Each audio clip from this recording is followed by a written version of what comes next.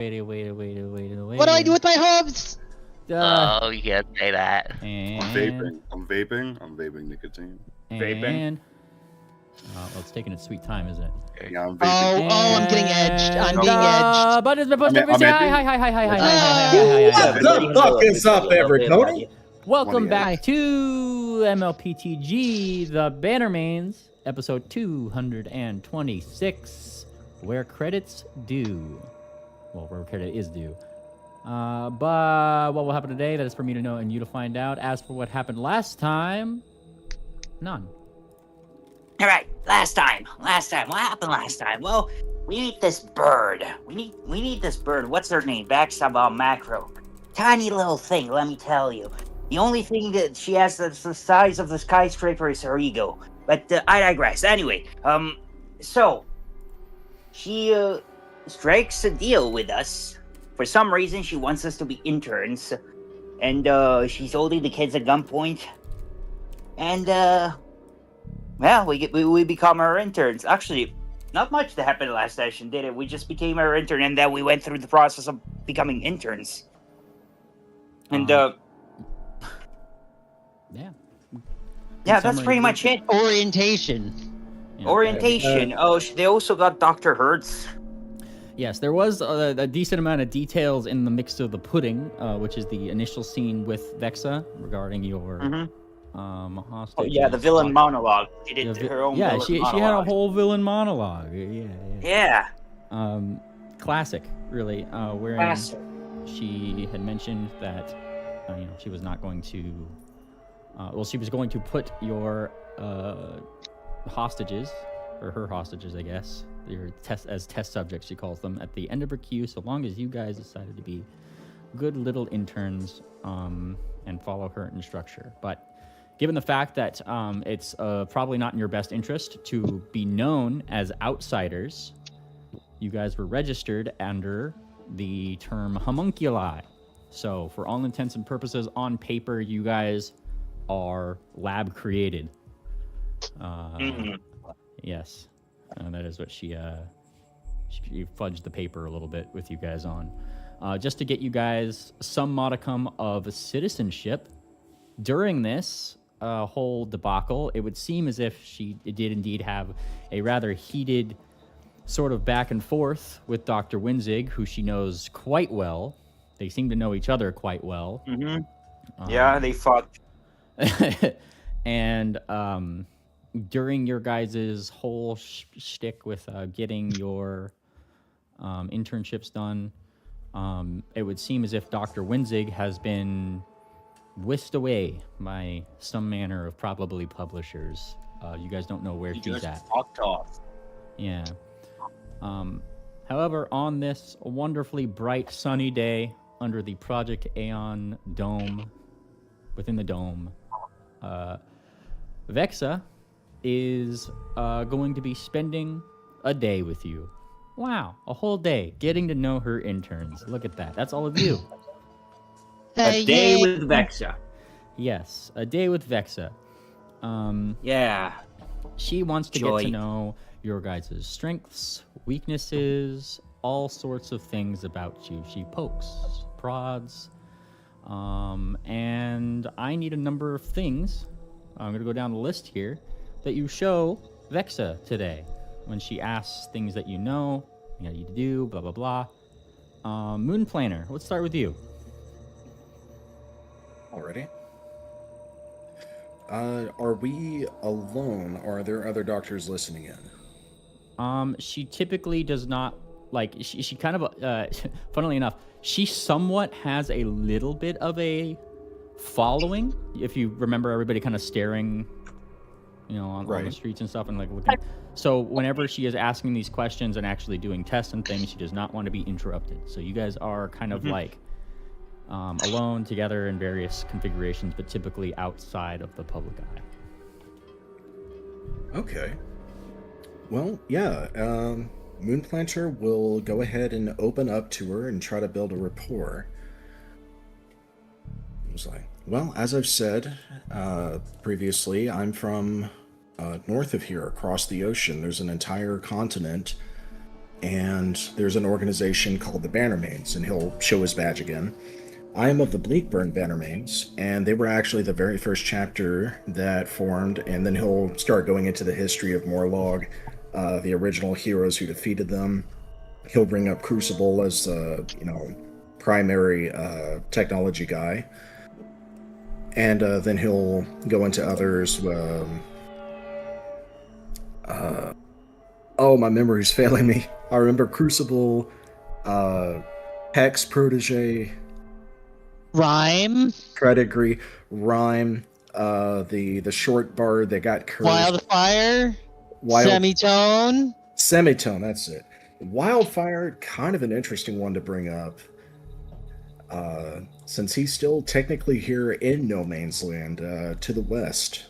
Still alive, but not himself lately. Gotcha. Yeah, he'll go from Bleakburn, the capital city of the northern continent. He'll talk about his travels out east into the desert that was formed by Hanua Wela, one of the four horrors, and how the mountains were raised up and created a desert on the other side. The oasis that's over there, the big hotel that was in Belmare, how they traveled down south, had the massive crystal city in Kaladai, the casino area in Dakalai, his run-ins with a pimp named Buckback, and how they came to an agreement. He'll leave out the part where he's under a geas, but he will say that they managed to work out their differences. And let's see. And then Wow, you're really an open book. To go on, yes, you are quite an open book, yes. Vexa likes this. Moon Planner, What? you're not even telling her anything about what you do. You're just telling her what we've all done. Well, we are the Bannermanes. We are an organization. What I do is what we all do. I think she wants to know, like, your talents. Like how you swing your sword. Oh, well, yes. Yeah, what team do you play for? Yeah, he'll... Well, he already told that. He just went on for like an hour about the Bannermanes. That's not what he meant. No, my personal relationships I'll keep personal. But he'll pull out his falchion, the Redemptor's Burden. No, And how barbaric. And Oh, it went away. and how he managed to, earn it as a relic, call it barbaric if you will. But on this side, you see how it has the history of the Bannermanes etched into it. And this side that's blank, it's, well, something that I'm supposed to be adding to it. But, yeah, this was a gift from the Traveler, believe it or not. Oh, and there's this as well. He'll pull out the Dragon Amulet. Dragon Scale Amulet. This was a gift that was given to me by a bronze dragon, right? That's what scales is, bronze? Very good, Vexa says, and she is writing things down. She's kind of like, the words kind of sound a little empty when she says them, but then she kind of like, she thinks for a minute, she flutters over somewhere. Oh, Mr. Planter, Vexa has special thing for you. Yeah, he's gonna roll some perception on her. Yes. It's like, special in what way? A very special.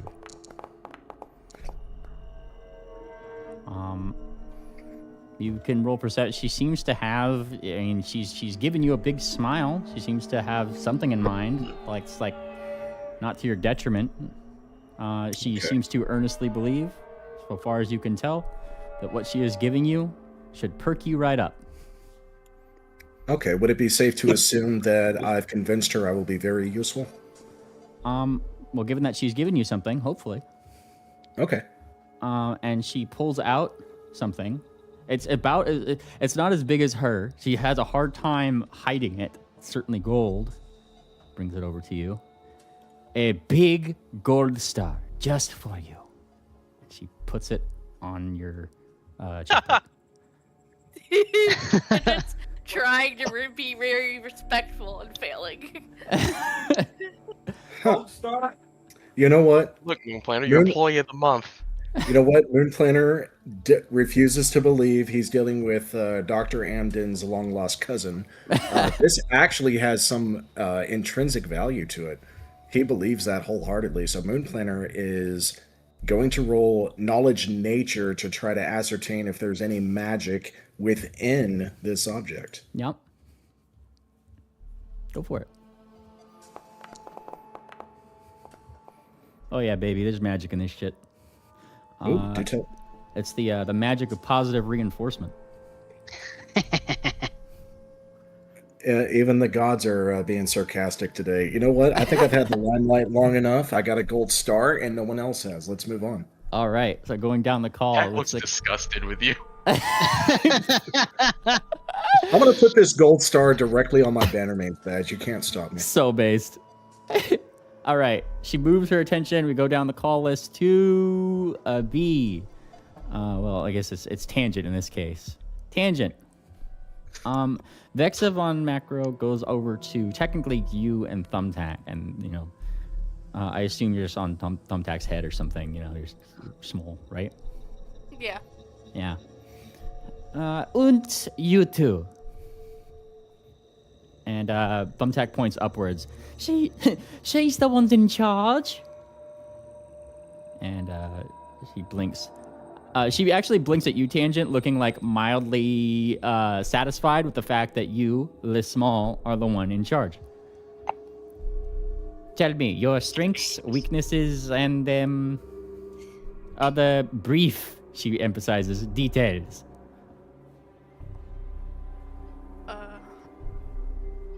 Oh boy. I am very, very skilled in inspiring people and making them feel better. You might call me a little bit of a doctor.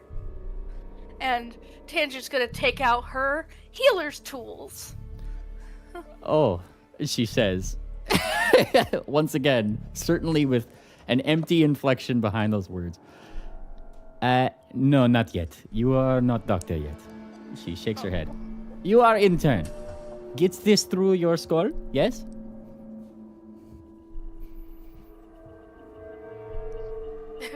She waits for your answer. Well, what do you call doctoring then? You will get there when you earn it, homunculi. Very well. You Call me a homunculi? Yes, you are a homunculi. Your papers say so. She smiles. But you say that you are good in medicine, yes? Yes. Yes. We will work on it, okay? What are you bad at? What are you scared of? Improvising. Oh. Improvising. Interesting. Psychological stuff. Oh, and finding directions. Easily lost. And she's like saying this as she's like writing it down, like audible enough for you to hear. Thank you. Very good. And she moves over to you, Sarsaparilla Surprise. Interesting lab coat. For me for, huh? You have an interesting lab coat. Why else would I be here? She's like gesturing to your like vacationer's clothes. What? What I get? What a girl can't be serving Kant in the office, huh? She smirks at the little bit of a like, you know, you have an edge to you, and she seems to smile at that a little bit. Well, I have a feeling you will be a little bit more direct with me about the things that you are good at. She gazes up above her glasses and just like kind of like lets you speak freely. It would be much harder or much easier to explain what I am not good at because I'm good at everything I do. Yep. And she kind of nods. Very well, go on. What are you not good at? Well, I'm not good at letting people down easy. Some people say, Doctor, you are too honest. That is what they tell me. That's what everybody is telling me. This is They say certainly they say something the they are telling me. information that is too big for my mind is hurting me. Why did you say it? And I say to them, how can I not say it? How can I not say it? And she makes like a like a knowing little nod. Yes. How could you not? She writes something down. How could you not? How could you not? Huh? How could she not? Okay, good at everything, doctor, but not doctor. You have interesting name. I am Doctor. Yes. You've heard it 1,000 times before, I'm sure. You are not doctor, but you are a doctor.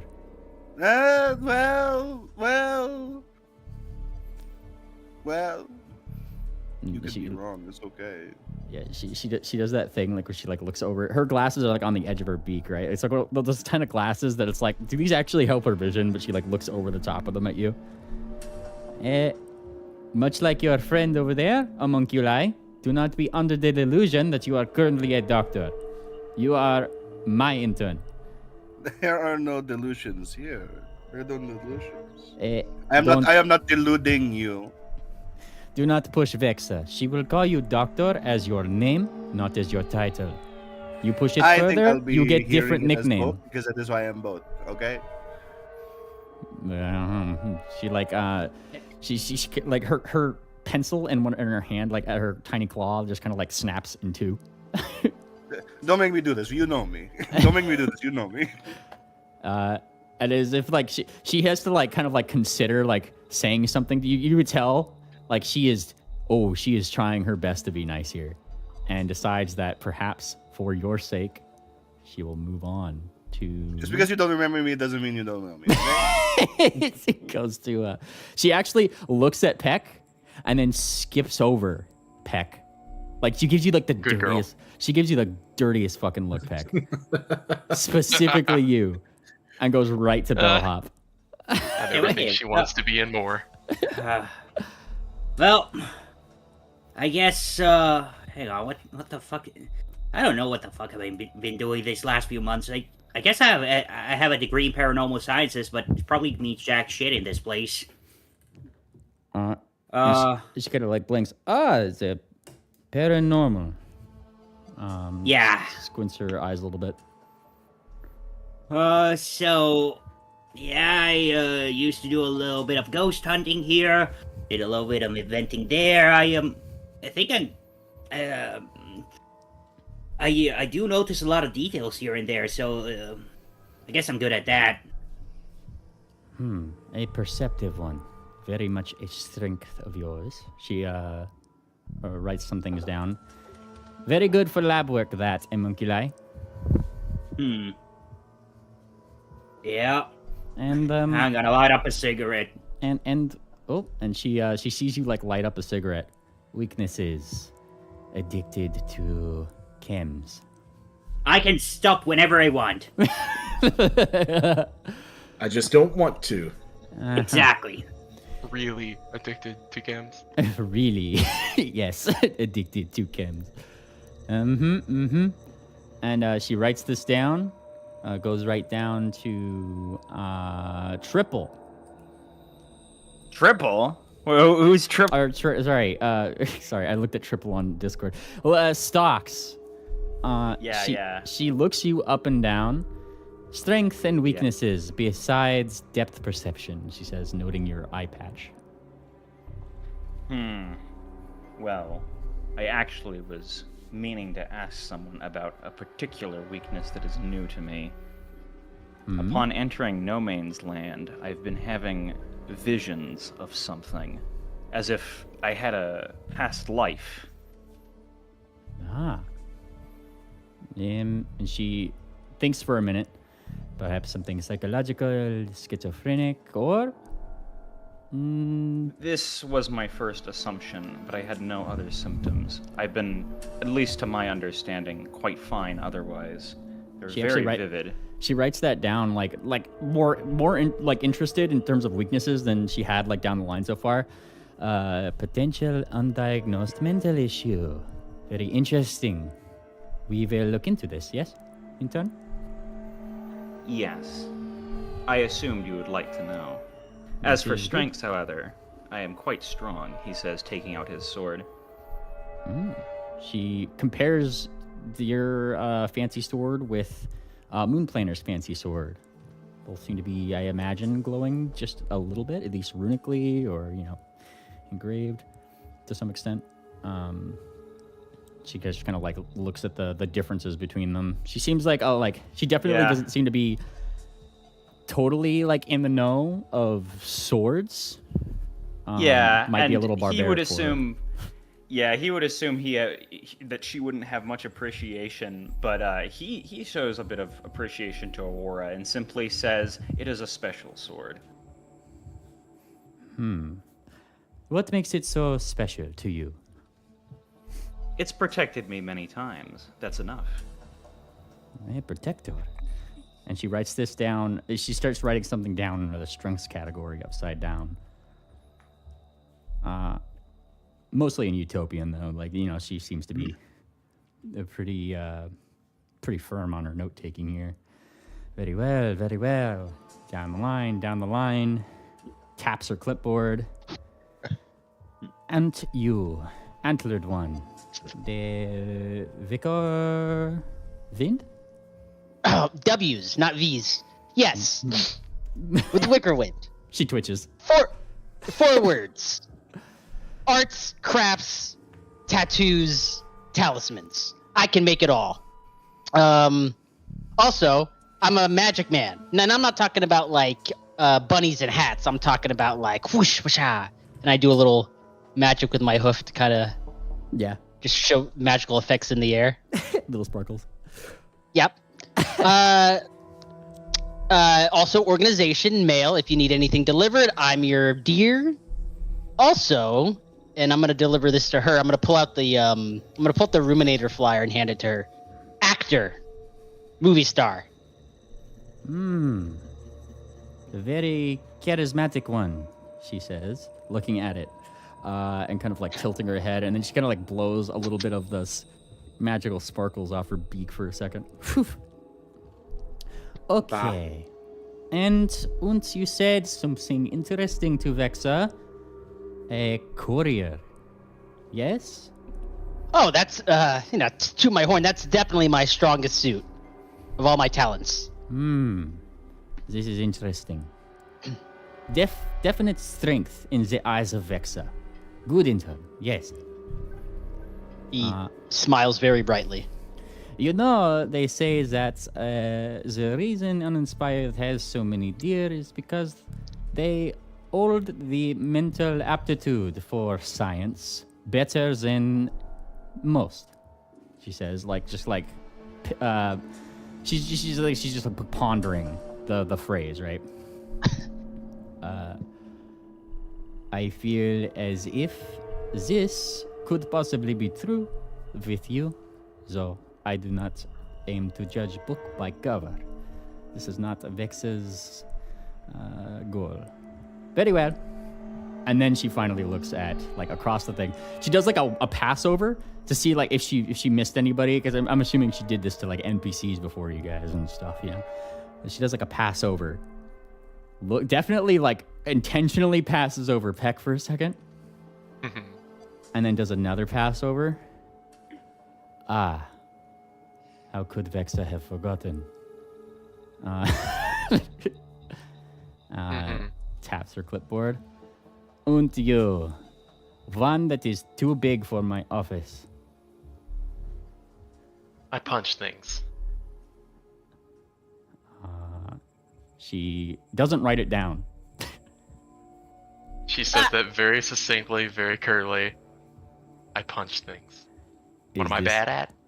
Missing things. Is this all, homunculi? Do I need to be good at more? It would help your case. She gives a really big, fake smile.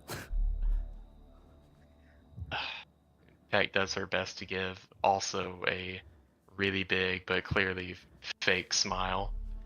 I'm really good at tailoring, if you must know. Oh, I can tell, she says at your unclothed body. Hey, look. Just because I don't wear clothes doesn't mean I can't make them. She made a boat look like a swan one time. Oh, It's true. interesting. I bet. And she gives like a side glance to Wickerwind. She certainly did not have help doing any of that. The swan boat. Actually, I think that was all her. It was. Her eye twitches, but she doesn't answer. You just see it twitch. I have magic fingers. She Magic looks, talons. yeah, rather. she looks at your talons.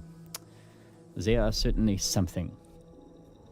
Not what Vexa would call. She puts big quotes around the word magical, but Ah. something nonetheless.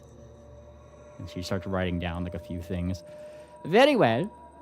Vexa appreciates the insight to each one of her newest interns. But Big you ol' didn't ask smile. anything about Balcony Blitz. He glossed over the NPCs. He yeah. said, Yeah. Oh, okay. Yeah, Balcony was kind of like jumps in. I mean, I kind of told her like I'm good at, don't you remember? I told her I was good at like karate chops. Wata! And he's like starting to like make like karate moves, like in the side. Yes, martial arty one. We know you would not shut up about it. Yeah, he once impaled a mithril golem. Yeah. Wata! He does like a little kick. And there's like a little bit of flame, kind of like how Wickerwind, you did like a little like magical sparkles. He's just doing little flame things with his karate moves. Seems to be really like that particular moveset. So, Dr. Vexa, you've heard about us. Let's hear a little bit about you. What are you good at? Being small? Having great ambitions that don't come true? She looks up and she blinks. Blink, blink, blink. The slowest blink you've ever seen. Give me a quick I sense almost guess you're motive. flirting with me. Yeah, give me a quick sense motive, if you will. Just for Okay. the sake of it. Oh, and don't forget being single as well. Oh boy. Oh boy. It's, shit, where was that one again? That's, on the left side. Sense emotive. That's just a perception, right? Yes, blind perception. This is not good. No, it'll be fine. Yeah. She looks like it's almost like she's like daring you. She's daring you to just keep digging the hole. And she's just letting you talk. It's like she's counting like each transgression that you're making against her. Peck doesn't say anything else. She's giving her a chance to, defend herself. I do not defend.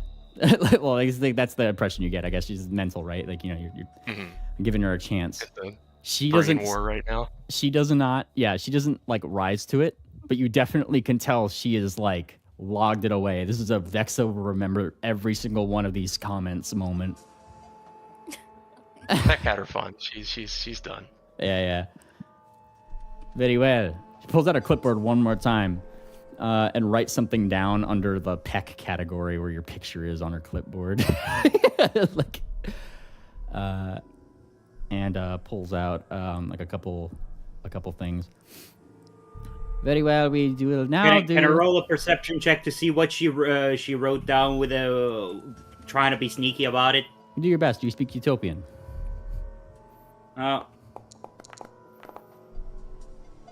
Oh yeah, it's an utopian. Fuck. Yeah, she certainly put something there. You're not sure what it was, but she Candidate did put an circumspection. ellipses at the end of it. ... Oh, okay. My question is, does the writing look like it's angry writing? Like it's she's trying to contain it? You know when Like you, it's a little bit more. You know when you like put a little too much pressure on a pencil, like the lead. Yeah. Yeah, that's like on the page. You can see you as an investigator notice the little fucking extra fucking lead specks that are on the page. Yeah, this is not good. I mean, like it's just like that is perceptive as hell, given how small her clipboard is. By the way, like, and she kind of blinks up. Very well, we will do an aptitude test. Thankfully, I only need to test two of you. that I may have, I need to consider things for. Yes? She flutters over to like, it's in like a lab, I imagine, right? It's got tools and buttons and things that you could press, less standard fare for uninspired. Start to push a couple buttons. And do you guys know those like test tube racks that just have like a bunch of different vials and things in them? Mm-hmm. Yeah. Out pops in like some side panel of the room 2 of these things, right? And she brings, she like has like a small like helper drone, effectively like pick up one, bring it over to you, Moon Planner. And she picks up like another and brings it over to you, Peck. We will need to see how good of an eye you are with measuring. Moon Planner, you first. And she gestures probably like to one of the vials, or a couple of the vials like in the test rack. It's kind of split in 2. Like there's like one substance on one side, one substance on the other. Pour substance A into substance B. I will observe. Okay, am I holding the vial with substance A? Yes. She's like gesturing like which one's substance A, which one's substance B. They're like unmarked and, they're unmarked, but she's like gesturing which one to go in, which one. Okay. Yeah, Moon Planner thinks this is going to be like a IQ test, attention, retention kind of thing. So he's going to be keeping mental track of that. But yeah, the first step is simple enough. He pours substance A into substance B. Okay, give me a thievery check. That is technically like sleight of hand. You see how good you are at doing this thing. Why is is it that really? a thievery check? Thievery is like sleight of hand. It's like, doing... Oh, okay. minor Oh. little- yeah. Oh, I'm not Weird. I'm not trying to be slight about it. I'm just pouring substance A into substance B like she told me He to. wants to roll. I think it was roll worthy, but Yeah, I'm not sure what I'm rolling for, but okay. Yeah. She's just looking. I'm just curious. Oh, she sees you do this. And nods, and she actually smiles. Very good. Very good. Perfect measurements. In fact, so perfect. She goes right back to her little drawer, pulls out another gold star, and hands it to you, Moon Planner. 2 for today. Very good. Very good. And then she... Yeah. Moon Planner takes the gold star, puts it beside the other one on his badge that he's proudly wearing. Oh, yes. And she then turns to Peck. Und now you. She provides you new vials and, the samples and stuff. Homunculi. Pour substance A into substance B. Exercise. And does exactly what she's told. Yeah. You start picking up the thing. No thievery check necessarily needed for this one. As you pick it up, you start to pour it, and she stops you. She holds up her talon. Little trouble there. Try again. what? She like gestures to a new What did I do vial. wrong? She's like gesturing to like a new, like one of the other vials. Try again.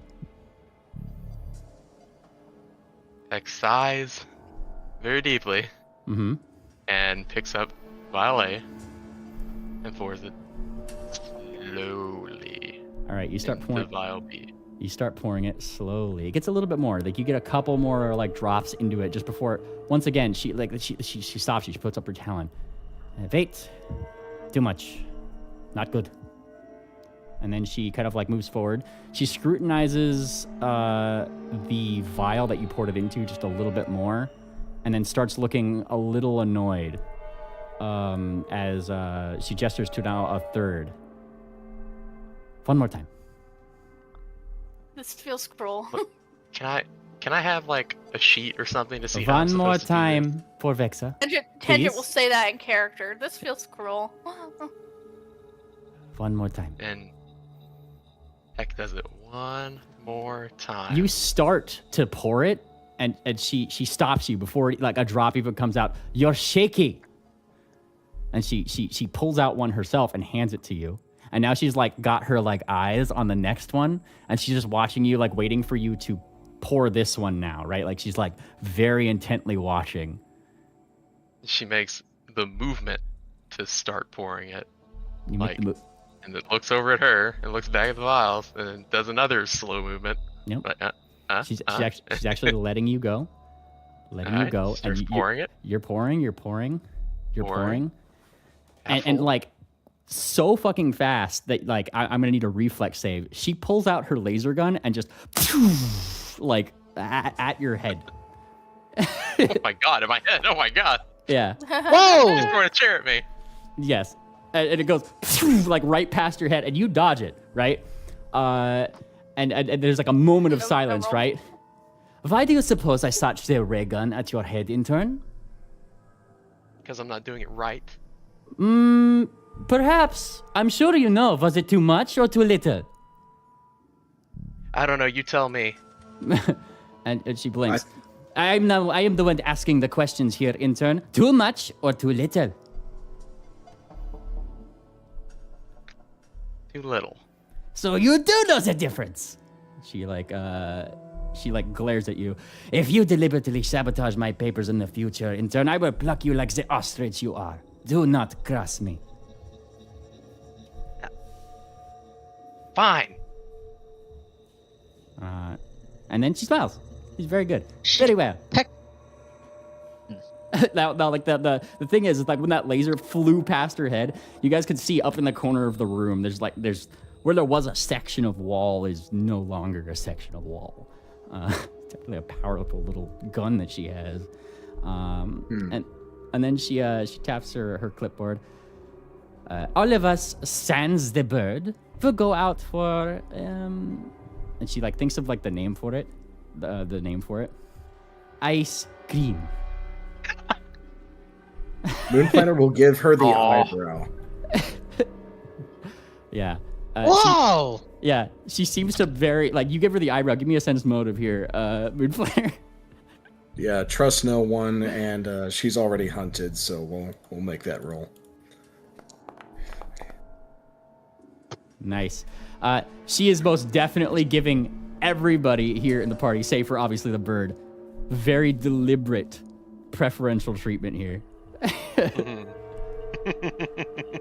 And she seems to be very much enjoying herself in doing so. It's almost slightly sadistic. But she gestures. Come. We go.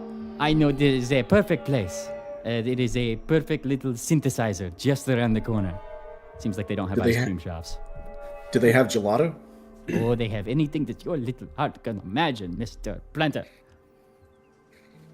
I want a frozen yogurt gelato with extra strawberries. You guys happen upon, the little synthesizer thing, and she's like showing you how to use it. Types in all of those words with the sickliest of smiles, and you get like the most amazing gelato you've ever seen is synthesized right before your eyes. Impressive presentation, but the flavor is what really matters. I forget, does magic work in here? It's science. Like so far from what we've witnessed, everything that we understand as magic has a scientific explanation here. I wanted to try. I don't know if I could whisper to Peck before we go off. I wanted to whisper to Peck and ask what flavor she would want me to bring back for her.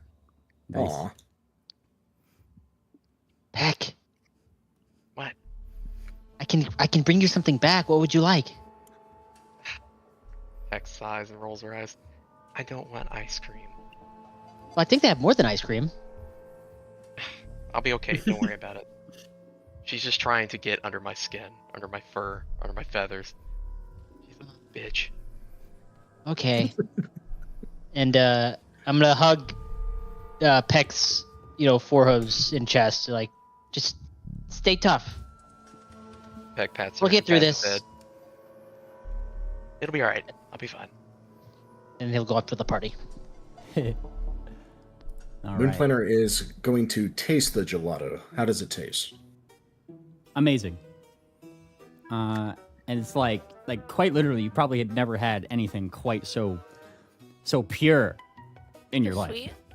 There's like no impurities in this ice cream. It is like down to a synthesized perfection. No, they can't synthesize human love or holy love. I don't know. But we can't can. synthesize. We can, Kat. Would you like to see? There's no such thing as synthetic love. It has to come from being handmade. She types in love into the synthesizer. Wait, what's it make? It's a little red vial. Oh, look at this. No. She pulls it up. Oh, fantastic chemicals injected into just the right person could really mess with their brain, yes? I'm not drinking that. Oh no, this will stay with Vexa. And she puts it in her little the side pocket. I don't trust her with that, but alright. She gives a smile. What about you, kitty cat? What do you like? Frozen yogurt with some caramel sauce. Ooh, she types that in. And extra cream. And there's a little extra on top with the cream. Whipped cream, yeah. There you go. And Thumbtack picks it up for you. It's a normal size thing. It's not meant for a tiny. Thumbtack picks it up and holds it up to his head for you, Tangent. That's funny. Yeah, she's gonna have as much as she can eat, I guess. Yeah, you're on Candy Island right now. Very well. Yes. One by one, she goes through all of your various ice cream requests. And wait, why am I doing it in character for everybody? All right. Let's see. Who has the next request? Here's the question. I want a gingerbread and coconut sugar snow cone. A snow cone. Interesting. Yeah. Interesting. And she types that in. And it's the most whack-ass Snipstonian snow cone you've ever seen in your entire life. Oh, yeah. Oh, this is awesome. It is science. Good intern. It's like she seems to be having fun showing the outsiders that she knows are outsiders something so fucking simple to her, that's what Come here, it works on Tangent and the deer, all right. Oh yeah. And you. And she looks at you, Bellhop. Got a little something extra for you. Vexa will make your ice cream, yes? Yeah, sure, let's try. You know what? Let's test the limits of this machine. Can you make chili flavored ice cream? Oh God. We could do better than this. She says, it looks like she tries not to gag for a second. I'm just doing to mess with you. She puffs in the don't fuck with me right now. I'm on a roll sort of way. Well, I want to see what this machine is capable of. So let's try the most absurd request. Okay. And she types in chili flavored ice cream, hides the screen as she starts typing in a couple other things. And then it starts to synthesize. And out of the chili flavored ice cream, perfectly, it's very decorative, right? Cigarettes line the outside. 500 cigarettes. No. And it starts the thing starts making numerous cigarettes. Oh wait. Oh no, shit. Oh, it's voice activated? Okay. Kieran Fay Leaf Cigar. No, do not listen. That's just 55 burgers, 55 fries, 55 milkshakes, 55... Fries, burgers, cigarettes, cigars, a number of things start going out here to the point where mint chocolate chip. And then one mint chocolate chip. Can it make 500 gold coins? It's certainly making a lot. One mint chocolate chip flies out of the fucking thing just in time for you to catch its stalks before Vexa once again pulls out her gun. Stop!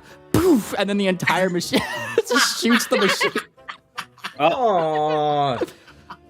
Well, I mean, the cigar was crushed under the weight of the gold coins anyway. This is why we can't have nice things. We were hungry. Why would you turn in? Honestly, I'm more surprised you guys have these. I thought you guys should say, I don't know, Soylent, weird nutritional things. She turns to you guys and like you know that like a cartoon like concrete scraping noise of just slowly turning in your direction. Yeah. You know, it's like grinds her beak a little bit. I hope that you have been enjoying Vex's little treat. Yes.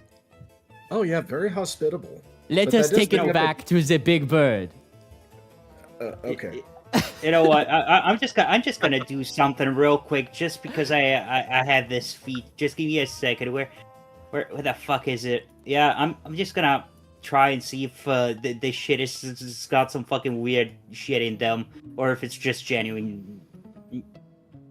Oh, you're trying it? Okay, I guess I'm trying it just a little bit, just to see if there's poison or something. Right. Okay. Well, go ahead and give me a crafting check, since that's, I guess perception. Sorry. You get the extra +2 to this roll. Blind. Yeah. You super tasted this thing. Not only is it like not poisoned, it seems to be pretty perfect. Somehow, some way, they managed to get some level of like proper aging. Like, you know, notes with these particular, you know, leaves and whatnot, and like, you know, or like the chili is the consistency of ice cream, but it certainly tastes like, you know, bog standard, probably West Astionian style chili. I'm going to be completely honest. I would consider chili flavored ice cream poison to begin with, but yeah. Then in that case, you do discover poison. Look at that. Yeah, look at that. I just read the message from Blue in voice chat. Missed opportunity.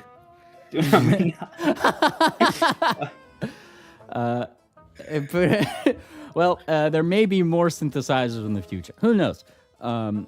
But she's already considering her life choices after this whole thing. She guides you guys back to the lab. Wherein Peck, you're sitting there. You're not completely alone. Technically speaking, there was one other person here who stayed behind, almost like by obligation, and seemingly as if he like knew he should. That is Dr. Hertz. The jilted lover. The other big. No, Hertz. Well, she's the jilted lover. Yeah. Well, like this is Dr. Hertz. You know, like the big horse. Oh, yes. Sorry, the other former intern. Yes, the other former intern, who is just pretty much sitting next to you this whole time, being very quiet. By the way, he is much like yourself in that regard. At least, maybe in this particular instance, he didn't even seem to have to be asked not to go outside.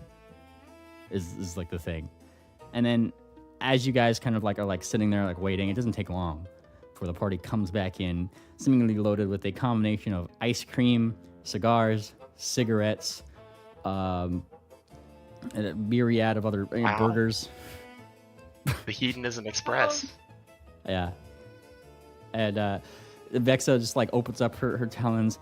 Ah, what a wonderful day out. Yes, interns? Delicious gelato.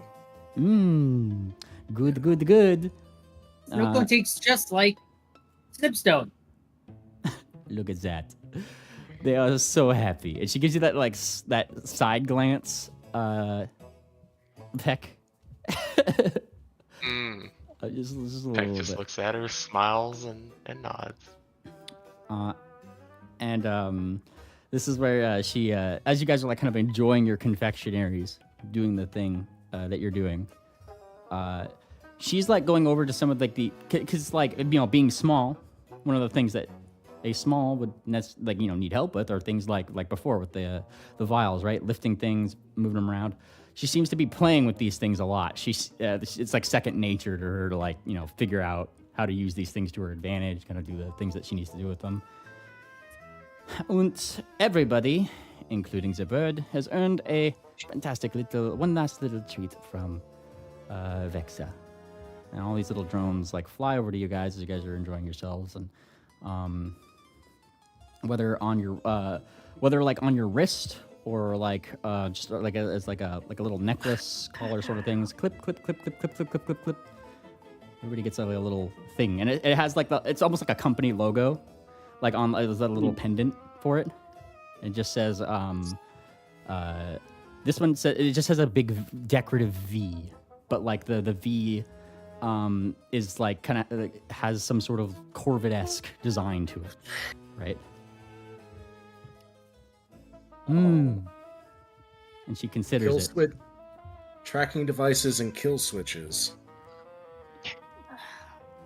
Is this something? Are you just saying out loud in character? Yeah, Moonplaner suspects they just got branded. He'll say that out loud. No, if Vexa wanted to brand you, Vexa would. There is plenty of hot things here in Uninspired. But thankfully, she says, like, you know, hearing Wickerwind, Vexa chooses to treat her interns to ice cream and not hot things. Yes? I don't know. The laser burn of my feathers begs to differ. Ignore that one. And she hums. And this is where she'll kind of like think for a little bit, looking over at somebody who's been quite quiet. And what of you, intern Blastin? And he kind of blinks over. It takes him a second to like realize that she's talking to him. Because, you know, he doesn't seem to be completely familiar with that particular name, right? It's like, you know, being called a nickname for the first time. And kind of blinks over. Me? Yes, you. What do you call him? And she's actually asking the rest of you, like, what you call him. We've known him as Mr. De Blister until recently. De Blister. She like raises her eyebrow. Yes, it is what I call myself, he says very like plaintively. Mr. De Blister. I prefer this to Dr. Blason. She gives a smile. It is less formal, no? I would, he's like, I would prefer it. Very well. Mr. De Blister it is. We have a little field trip later tonight, specifically for you. And anybody you would like to bring. Who would you like to bring to your little field trip? And she's trying to like guide his attention away from Peck. Like he's just trying to, but he kind of just blinks. He's obviously picked up on it, right? And he just kind of like just gestures to everybody, right? It's just I would like to bring everybody that is with us in this room, including that bird. Twitch, Vexa Twitch. Pet grins. Yeah. Okay, well, I guess we will have to bring the bird. And she looks like a little fucking annoyed, like that he chose to, right? I like that I'm just the bird. The bird. It's that one. Okay. Well, I will go make preparations. We are going to the Blastin, the Blason Control Center. And she says this with like ooh, and you're supposed to say ooh at it. And Ooh. Thank you, she says to The Moonfire. what again? The what control center? The Blason Control Center. You hear that? We're going to be controlling our blaze. We're going to be blazing it. Yes. You will be blazing it, yes. I'm so excited! There we are. She gives a little bit of a clap. Vexa will go make preparations. How about this? And she smiles. Vexa is sure that you have not had much mobility since you have gotten in here, no? You mean like outside time? Outside time, yes. I am sure Dr. Vinzig was very, very strict on where you can go, what was allowed, blah, blah, blah. It was more that the conditions that we were in didn't let us go far out. But yes, we've been a bit confined. Well, you are now under Project Aeon. And she like gestures upwards to the big dome, the safety dome in the dome here. Feel free to wander about. Don't get too comfortable, she says. Going too far away, maybe 3-4 blocks. And she looks like she's trusting you guys a little bit here. Trying to show a little bit of trust, yeah? Well, I mean, from Vexa. Thank you, Dr. Vexa von Macro. We appreciate the hospitality. Vexa will be back in a couple of hours. She needs to make an appointment with the chief editor at the Blazon Center. But she will pull strings just for you. Thank you, Doctor. And she flutters off with a couple drones, leaving you guys to your devices here. Okay, speaking of devices, Moonplaner is going to ask everyone to gather around. We just got Vex Tech basically imprinted onto us. Moonplaner wants to roll some computer skills to find out exactly what these things are and what they do. Maybe it's got a microphone. Well, as you guys now have these necklaces on, everybody can now put computers to trained. Oh, that is very helpful. Thank you. Oh, okay. Oh my. Does it make our nice. brains big or something? It does, in fact, seem to make you a little bit more aware of technology somehow or another. You don't know Aware- how. Okay. Yes, Aware enough to understand how this machine works? perhaps. Now, that's what your computers check would be for. Yeah, just give me a second. Okay, I'm gonna make the roll Okay. as soon as I get to it again. It's funny making a roll that's just been trained on the same skill that just went trained. Yeah. I don't know why it was trained. I just think it's funny. Yeah, you're just like looking at it for a second. You're like, I understand this. Interesting. All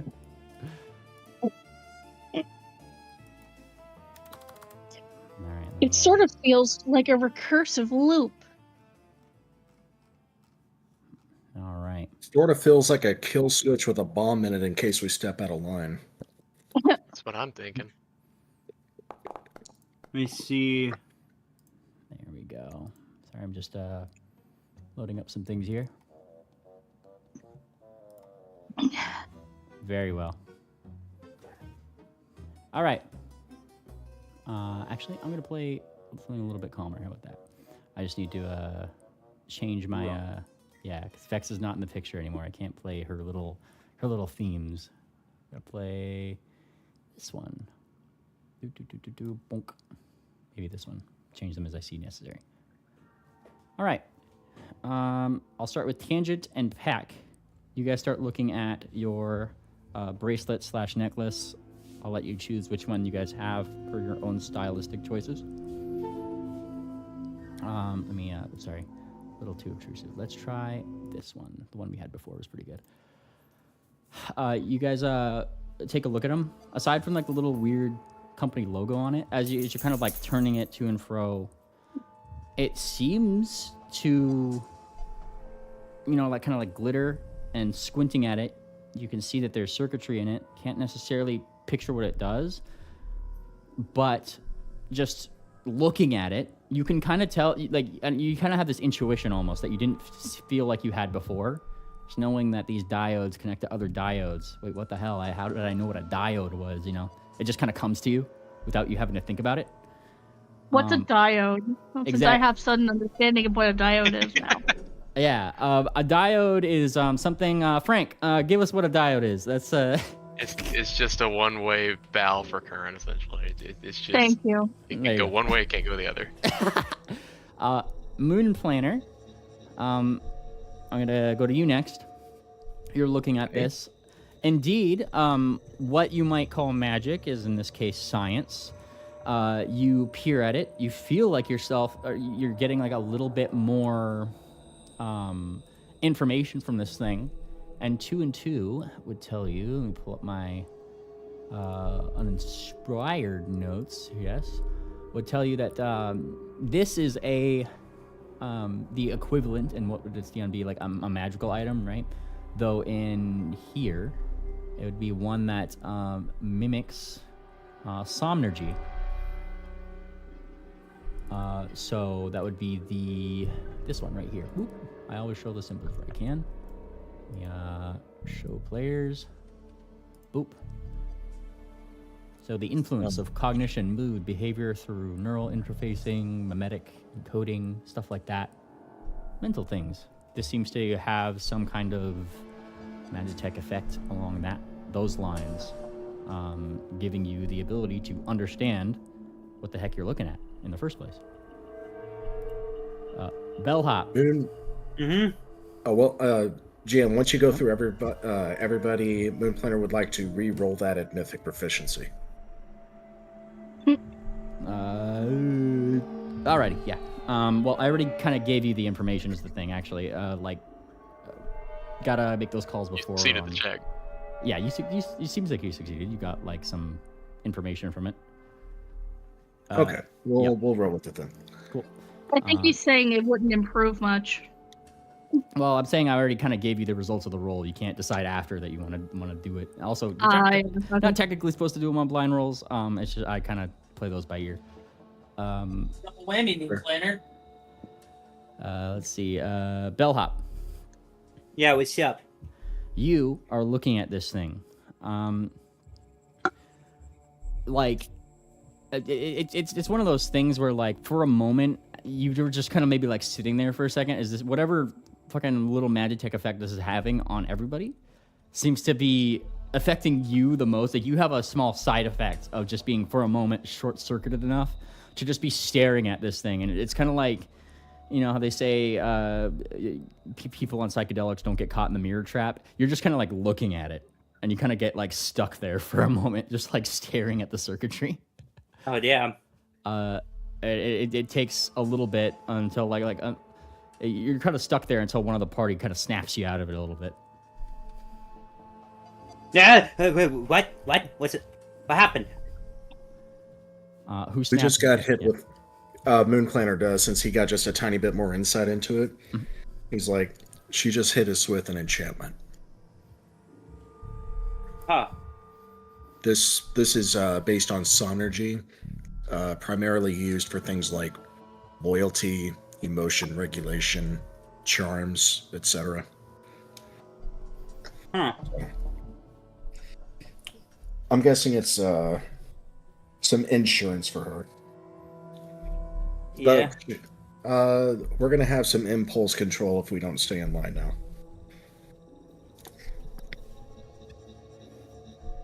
All right. Hmm. But yeah, you guys are still left to your devices. You guys are just kind of in like some lab, right? Like lab. It's probably got like a number, like a number and a letter designation on it to some extent in Utopian. Still can't read that.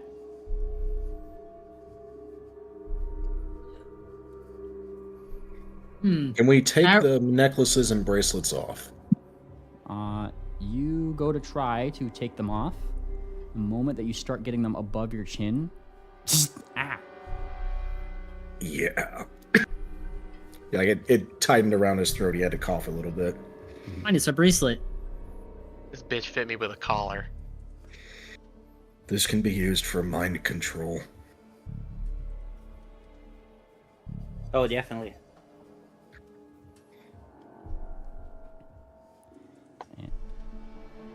Okay. Huh. Aside from that, it's been a pretty okay day. She's been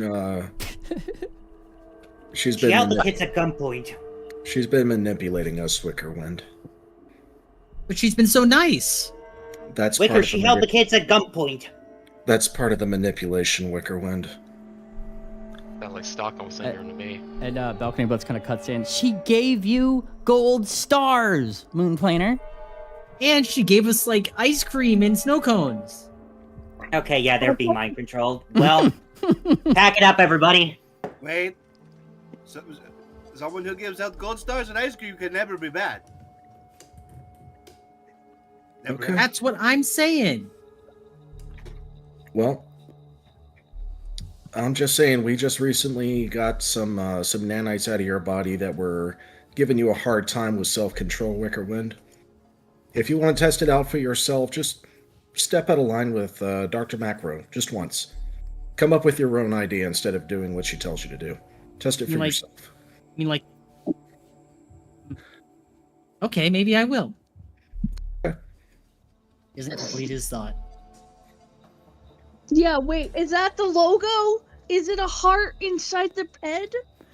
That is the Yeah. School of Magic. Yes, that's the logo for the School of Magic. It's not on our Magitech. pendants. Yeah, it's not on the pendants, but it is what you guys are familiar with that kind of Magitech. What that logo would be, because like actually, you actually know just what Vexa's own. Hang on, let me pull her up really quick. You know what her form of study is simply because she actually wears the logo right on her vest. Actually, you see that little like gear that's there on her vest. I do see it. Yeah, she. What was that one again? Permatech. So she seems to be Permatech. very good at Permatech. It seems to be her little focus here. She was wearing a suit that had that logo on it. So that's what those logos are there, Tangent. But the little pendants and that you guys had received, they have like a little thing on like, you know, where something might be hanging decoratively that is just a big V with like a Corvid design, effectively. Sorry, I said, can I take it off? You try, and it like zaps you the moment that it gets like too far off. Fuck. Okay, so it's stuck with us. Great. Tangent's like, goes, Randall! Thumbtack has to like catch you as you bounce off his head. She says, I can't take it off, it's a trap. Oi, Tangent, you gotta be careful. You're small now. You'll go to fall. You don't got wings. We're also likely. Go ahead, Tangent. No, she put a trap on me. I can't take it off. We're also likely being monitored, so I suspect that she stepped out of the room to see what we would discuss, and she's probably listening to our conversation right now. You know what? Sure. Maybe, how about we do a little gig? A little jig. Let's do a little jig. A little peanut jig. Jiggy with it. Yeah, let's just jiggy with it. Let's see how... What? You want to dance? Yeah? That's what I thought she wanted too. You mean you want us to dance? Yeah? Why not? Okay, look. The only Maybe it'll get her attention. The only kind of dancing I know is sort of wiggling side to side. Wait, every pony from Aralon knows the electric slide. What's that? Everybody knows the electric slide, you know. Da, da, da, da, da, the electric slide. It's like this, and Moon Planner will start like, you know, taking 2 steps to the right, 2 steps to the left, slide back, dip front, dip back, lean, kick off to the right. Yeah, and it just repeats in that box style dance. It's like a line dance. Let's make a non-blind roll to see how her performance. Where is performance? I don't see it here. There it is. Yeah. Oh, we're gonna look so weird. All right.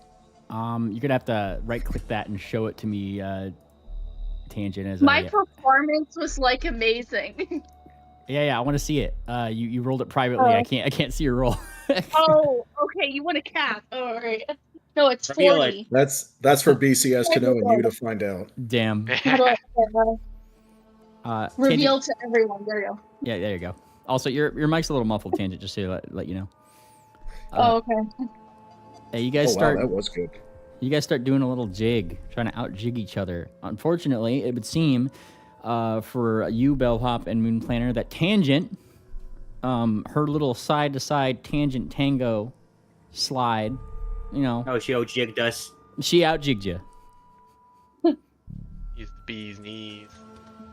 Wow, Tangent, you are a natural. She says, it's like my body's on fire. It's just moving on its own.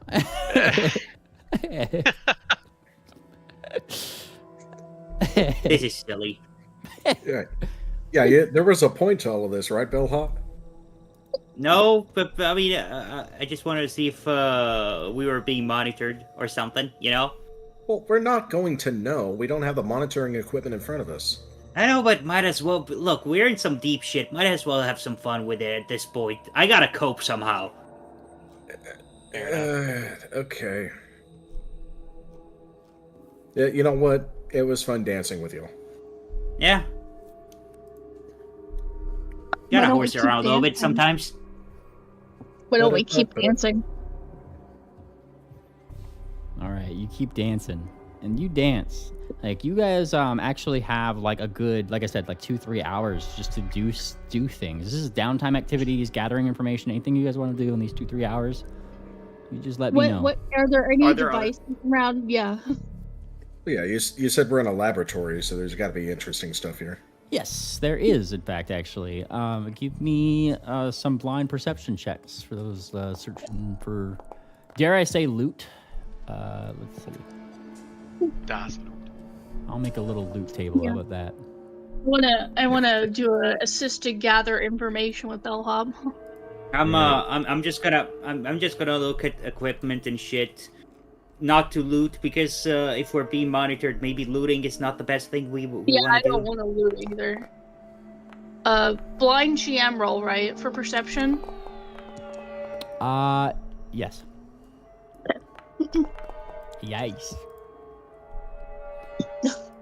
We spent all our downtime dancing and didn't learn anything. Jim's like, okay, we'll move on. What you guys want to do? All right. It's your adventure. Yeah. It's better than getting into trouble. All right. Between the lot of you, can any of you guys click that loot thing, or do you have to have a token on the map? Let's see it. Let's see it. No, we can. I can click. I can double click. These are some things you find, very nicely labeled, Ooh. and with your newly trained computers, you figure out what they are. It doesn't take you long to I figure don't that out. see the thing. There's actually a little helpful drone that just kind of goes around. You kind of figure, like, it will occasionally come out, do some task and whatever, but it doesn't take you guys long to realize when you guys, like, ask yourselves, like, what is this thing? The thing will just pop up and just in an automated voice, like, this is the, and it'll say, like, med patch, shit like that. Whoa! Yeah. Oh, yeah, I mean, like, I may have a downtime activity, but I'm gonna ask you this. Mhm. Since I got computers training now, can I use that somehow to upgrade my hat? Yes. And you are in a All lab. right. No, let's give this shit more processing power. How about this? I don't know what that entails, but let's roll. And... Oh my god! Beautiful. Oh yeah, this baby's gonna pack a punch. You find a couple really, really interesting parts in here, Anon, that I'm going to challenge you, because it's going to take you some time, not just in these couple hours to get done, but maybe in like a day or so, as you're tinkering with it between things and maybe overnight or something. I need you to come up with some ideas, and we need to workshop those, yes? Oh shit, yeah. Okay. Based. I heard expand memory. Expand memory? Yeah. Or processing power. Oh, goodness. Well, Processing the power, prices of RAM these days are kind of insane. Bellhop, you found the Yeah, I'm effective pretty sure equivalent that of like there's a lot of million data platinum. centers. Oh my god. I'm rich. We're right. All right. That's true. We're gonna have to come up with some uninspired super tech or something for this thing. Enough about the mushrooms. Now, be sure to drag this into wherever it's going to be dragged into. You guys have access to this random loot thing. You guys can drag. You should be able to drag those into places. I still don't know where the random loot thing is. It's the chest in the middle of the map, right next to the Telltale Communications. Oh, Who that wants this thing. cool patch thing? Yeah. I want the. Oh wait, no, they're all disappearing. Wait, I want the med. They're going packs. into the stash. You can grab them out of there. Oh okay. Oh okay. There you go. some things you find lying about. All of them. Here's the thing: each one of these things actually has. You guys notice something. A little bit of world building here, if you will. As you guys are like, taking note of these things, taking them out. Similar to how you have noticed outside of the dome in the trash piles, how everything seems to be signed or labeled to some extent of what doctor made them or to some effect. Everything has its little signatures on it. Some bigger than others. Who it's created by, researched by, whoever it is. It seems like everything has that.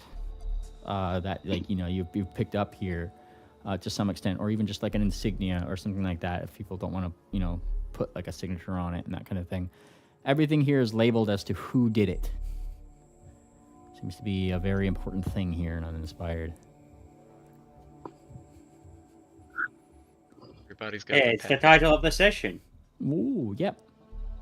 Seems like there's definitely credit where credit is due. I wonder if they fight over who gets the most credit on collaborations. It would seem so if your previous villain monologue last session had anything to say about it. According to Vexa von Macro, one of the things that she is very pissed off about, just as a little refresher, Dr. Winzig is holding the last little 5% of the notes of a machine that you guys seem to have broken. Well, he seemed to have broken when you guys were made big again. Safer tangent. He seemed to have intentionally overloaded it and is very pissed off that she can't repair it without that extra 5%. The notes and ownership and, research on that particular thing. Probably you can surmise Bellhop if you have do you have an open case right now? All my cases kind of got resolved. I got an open case right now, but I wouldn't even know what do we want to investigate about. You know what? I'm feeling case. DM's gonna give you a suggestion here. The case of Dr. Winzig. Oh yeah, actually, yeah. Why not? your missing person. Like I'm gonna just suggest that one. He's so small. I could barely even see him getting taken away. Yep. But it would seem as if your intuition would tell you, at least, Bellhop, that perhaps your missing friend, Dr. Winzig, and his 5% of notes are more than, it's not too coincidental. She wasn't very subtle about it. Yeah. So, there's that. Dr. Winzig. Dr. Winzig. What else do we got going on here? She's allowing you guys to wander outside of this lab, by the way. True. Oh, what's immediately? We could talk to some of the local scientists and try to get their opinion on things. Maybe we can coax their honest opinion about Dr. Macro out of them. Yeah, I'd join you for that. I would definitely need your help. Anybody else willing to step into Sarsaparilla? All right. Cam's just not good at interviewing strangers. All right. This would be gather information, yeah? Yeah. Yeah. Diplomacy. Let's see them. Right. Those blind as well? I would say these ones can be public. Okay, I will roll to assist Wickerwind. Yeah, I'll mythic that. Okay. Yeah. Oh, goddamn. That's still only a +2, but I'm glad I was very helpful. Very good. God bless. Very good. Incredibly helpful. A roll of 50 is nothing to joke about. Wickerwind and Moonplaner, you guys kind of lead the charge. Mostly Wickerwind, obviously. To, gather this information about maybe what the locals think of Miss Macro. A few of them, as you could come across, without hesitation. Oh, Dr. Reisig is... Oh, she's just fantastic. They'll say, obviously honoring her honorific title, as they don't know her as personally as you guys do. She has spent years and years and years just building herself up here. You know, she became an editor about 20 years back. That's crazy. For someone her age, she's so young. How old is she?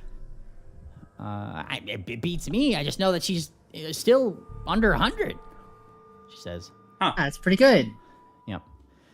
And, you know... Editor of, like... What? Yeah, and there's, like, another person that you might, you know, if you're inquiring around to a couple people here, right? Another one that's like, and he's, like, probably somebody who just thinks that you're, like, quizzing him randomly, like it's a little pop quiz or something. Editors. Well, we all have to get our papers published somehow, he says. You know, gotta run through the publishers and then the editors who are over them, and then finally goes up through the archive where it's stamped by hang on, let me just make sure I got my notes right. I gotta pronounce this correctly. Yeah, where it's gets its final stamp by their architect, he says.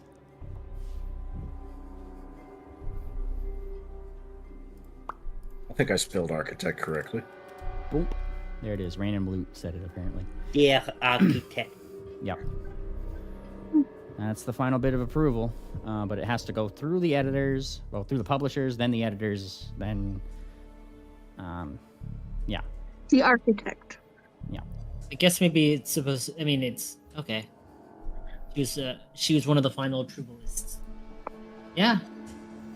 It seems. It seems like her judgment is very, very noteworthy. Mm-hmm. And he kind of like nods. Noteworthy is one way to put it. He says, he kind of mumbles this under his breath a little bit. Like, certainly, like, just like without thinking, you know, sort of thing. He just kind of like says that. And you get the impression that perhaps this is why Vexa had so many publishers working for her. Though added to your case notes here, Anon, because I'm trying to keep your cases here. Yeah. If she's an editor, she obviously has these publishers in her back pocket and that kind of thing. I would go to note, Dr. Winzig didn't seem to have publishers under his belt.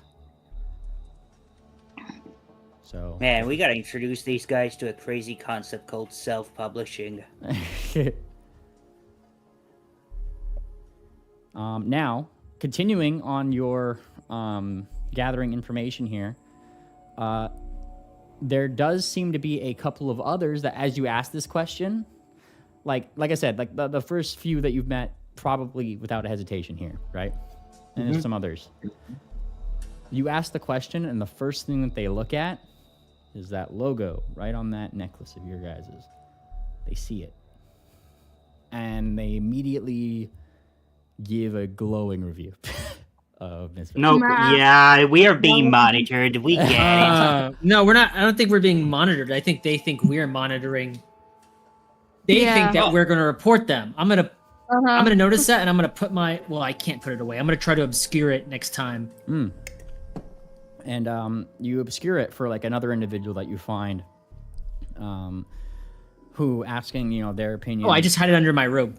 Yeah. You just I have the bracelet. Cover it up. And somebody, like, one of the differing opinions here, right? The first thing he kind of just like blinks, like, Vexa. You know, she's getting too big. She's getting too big too fast, and that's not a joke. And he says, like, you know, seemingly thinking about her size for a second. Nah. He rolls his eyes. She is so strict about the things that she lets through with her name. And if her name's on it, it might as well not be your paper, he says. It's like he's like sour about it. You get the impression that this person probably had something run through Vexa as an editor. She's just taking the credit, you're saying? She doesn't take the credit, but she loves it when her name is big on the paper. And a lot of research is already headed up by Vexa. A lot of research, he says. Just kind of like thinking. If you... I'm sure you've written a couple papers, he says, like kind of like looking at you. Like, Yes. you didn't seem to realize that you're like an intern here.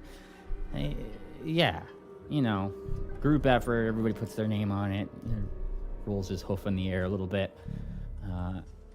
If you reference any of Vexa's work in your paper, she wants her name to be one of the biggest. Rolls his eyes. Do you think that it's warranted for her name to be that big, or do you think that like she's not doing as much as the big of the name, you know, would imply? I'm not saying that she hasn't done a lot, he says, like, you know, seemingly just kind of like thinking about it for a second. Yeah, devil's advocate. Vexa has done numerous papers, numerous papers, studies. She just dips her little talons in everything, really. I just don't like her editorial process, he says, just giving a shrug. I'd rather go to hang on, let's see. Let me check my notes here for We're gonna get this dude capped. He's not gonna have a good rest of his life. I'd just rather go to Dr. Ernstem for, you know, usually that's my preference for when I need to get something published or I need to reference a paper. Dr. Ernstem usually, and now he's pretty. She's pretty good for the. I say he. She's pretty good for the newer doctors. Kind of like nods. Yep. Pretty good for not writing her name very big? Well, no, newer doctors usually have a hard time getting their first papers published. Much more so if they try to get it done under Vexa. Right, because Vexa is strict. Or Dr. Reisig, sorry. He would say Dr. Reisig. Yeah. And she is more than strict. She's not only strict, like I said, she likes to put her talons all over your paper if you reference any of her works. Right. So she just did a attention hog. Yeah. She's building a brand. He's got an ego. Put it bluntly. He kind of like laughs at that. Has one. And she owns the word. No, right, like okay. really. I mean, and she actually pulls up a dictionary and sees the word ego, and below it, it says just like it says Vexa von There's Macro. a space. There's a fucking picture of her. Yeah, it's under the like definition. Yeah, there's a lot of words that seem to have Vexa von Macro's like I own this, and ego is definitely one of the words. She's like, no, seriously, look. She Oh, loves this the is word mine song. megalomania just because it has the word mega in it. I didn't know you could do that. Yep, anything that goes in the archive as any sort of knowledge can be owned. It just has to go through the editorial process and get stamped by Der Architekt, he says, gesturing to the big central mid tower. It's a big tower. Yep.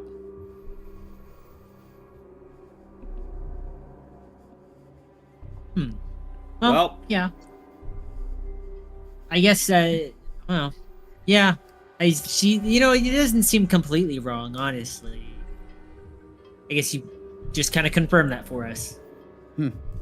Well, I haven't seen you around, so if you're a new doctor, I just recommend that you, you know, like I said, Dr. Ernstem.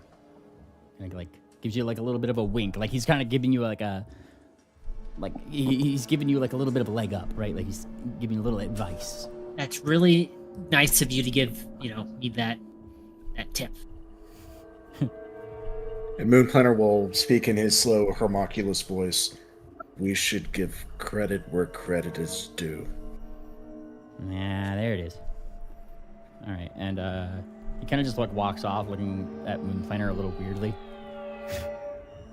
You know, Moon Planner, we don't need to. We're not labeled as homunculuses out here. Yes, we are. Yeah, we are.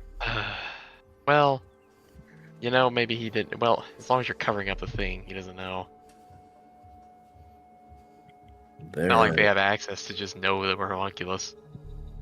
Yeah, There this is like, are. he was certainly like talking to you at face value. He wasn't like because You know, What is the homunculus? lab We're created made in creature. labs. Yep. Oh, okay. Now you guys Yeah, gave so him Clean lab. but Wickerwind hid it under his robe, so his just visual inspection of Wicker was just, oh, you know, probably a doctor. He's talking to me like one. Also, very good roll. So Thank you for helping with that, Wicker. This is good information. thank you for the note-taking moon planner mythic point to you. Oh, thank you. I am maxed out on mythic points. Who needs one? Can you give them away? Well, I are you? have Wait a in the minute. Are you? Because they don't carry over now, right? Well, I've done that in the past with Meanly's discretion. So can I give a mythic point to somebody if I'm maxed out? The ones that carry are just like the ones that you do specifically for something, right? Like an art piece, stuff like that. I'm not gonna lower the value of doing those things. Ones you get in session for in session things are just that. You know, those ones don't carry over. I'll take it. Yeah, Wicker burnt a mythic point, so I will give my 4th mythic point to Wicker. For you. Let's go. All right. This would be like the second hour. You guys have about 1 more hour to do things. Is there anything else on your guys' mind? What if we put our brains together and came up with something innovative for Dr. Reisig? What? Look, how about let's try not to piss her off too much. Let's see if we can repair that synthesizer we destroyed. I don't think we have access to that yet. I think that's coming up though. Do we? I mean, aren't we? Can't we just go back to the lab? We can go about 4 blocks away, and the lab is outside the dome, or like the immediate dome that we're in, the Axis Plaza. Right.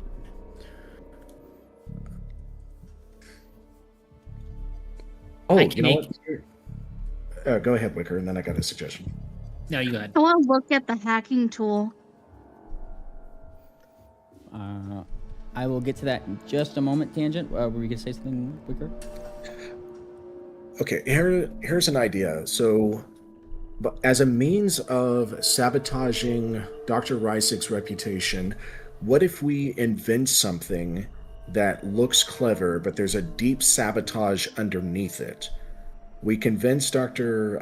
Reisig that we invented it. She takes credit for it, sends it through to the archive, and then when it gets used, it messes up, and it looks like she's responsible for it. So what you're saying is you want to do the good old Bogdanov strategy. I don't know what that is, but probably yes. The Bogdanovs are the ones who wrote a bunch of bogus scientific papers full of nonsense, and they got passed. Yes. Yeah, if that gets past Dr. Reisig and the publishers and ends up in the archive, that would definitely damage her reputation. Now, do we want to play it like this? Remember that we still got the kids on the line. We do.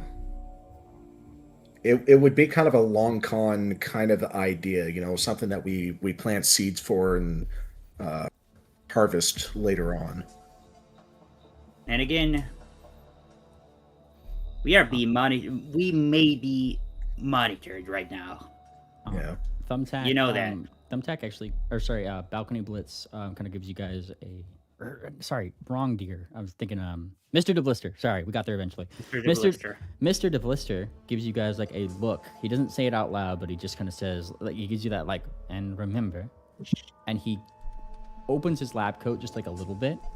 You guys do have Dr. Winzig's samples that he told you to keep safe and out of view. Oh. Yeah, the ferret deer. Those are the Gen 0 nanites. You guys each kind of have one. He told you to. He split them up between everybody, so that way, like, you know, if somebody got in trouble or whatever, like, you know, there was more chance, is what he told you, a better chance of success at trying to get this to a place that it needs to go. Where did it need to go again? He wanted to take it to somebody within here. You guys never got that information from him, but he wanted to take it to somebody in here or somewhere in here to do some final research on the thing. Maybe get some answers, find a cure. Would this be part of the case, technically speaking? What's your you have connect the dots, right? What does that do again? Connect the dots. So, The investigators can use it. Yeah. Just give me a second. Connect the dots. Let me. I gotta be pursuing 2 leads in order to actually connect the dots. But my question is with this thing, about these samples and who we gotta bring them to be connected to the Dr. Winzig's case and trying to find it, or would this be a separate case that I would have to open? Is the question. Go ahead and give me a crafting check. Or society. This would actually be a society one. Alright, blind. Let's go. You start thinking, connecting, figuring things out, and you can surmise that, again, let me see the success tiers. They're usually pretty specific on this kind of thing.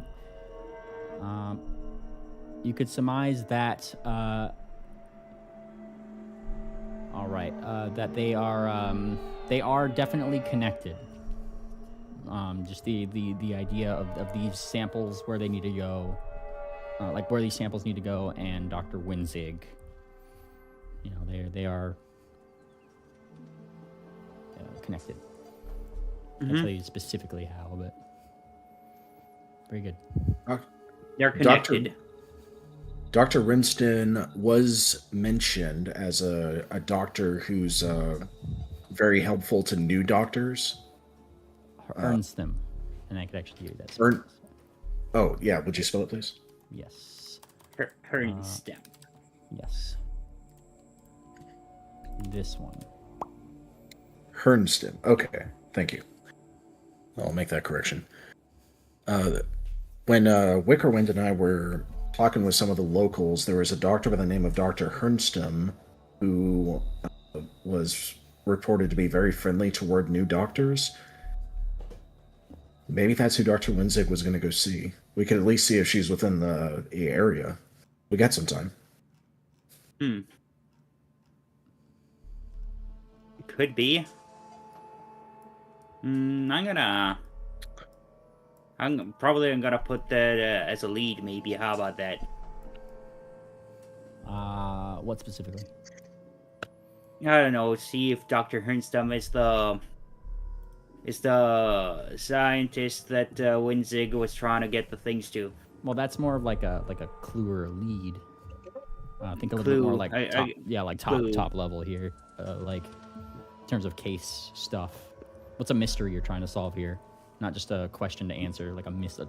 My mystery I'm trying to solve over here is, I'm guessing I'm trying to figure out what Dr. Winzig was trying to get these samples to. Who is the scientist he was trying to get the samples to? Yes. Okay. Completing Dr. Winzig's research would be a really good case. Mm-hmm. Yeah. Well. Yeah. There we go. I'm adding another case. I can follow 2 cases per day, I think. Right? I believe so.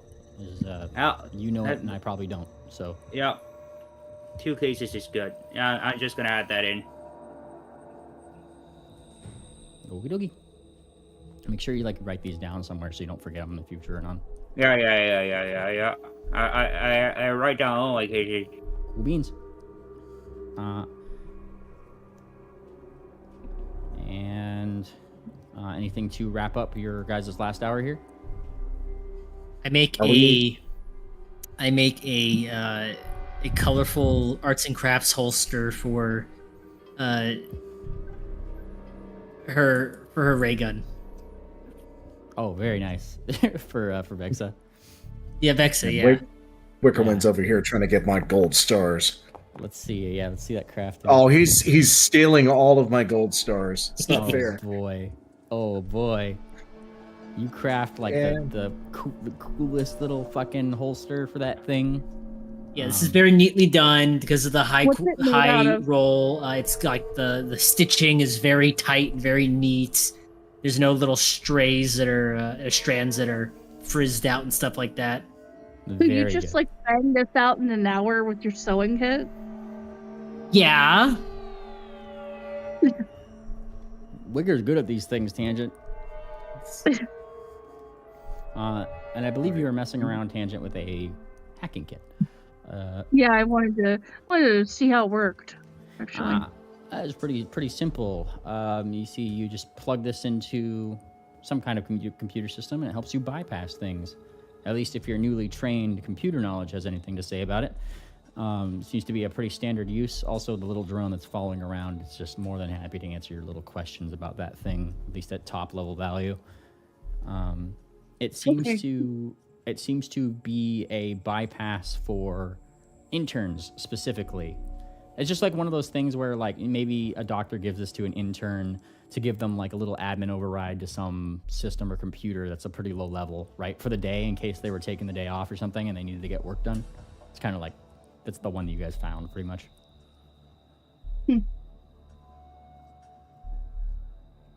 Thank you. Yep. Do we have access to Dr. Winzig? Like, is he within the area that we could go up and talk to him? You guys have not seen him since you guys went through your internship, registration. He is missing, presumed kidnapped.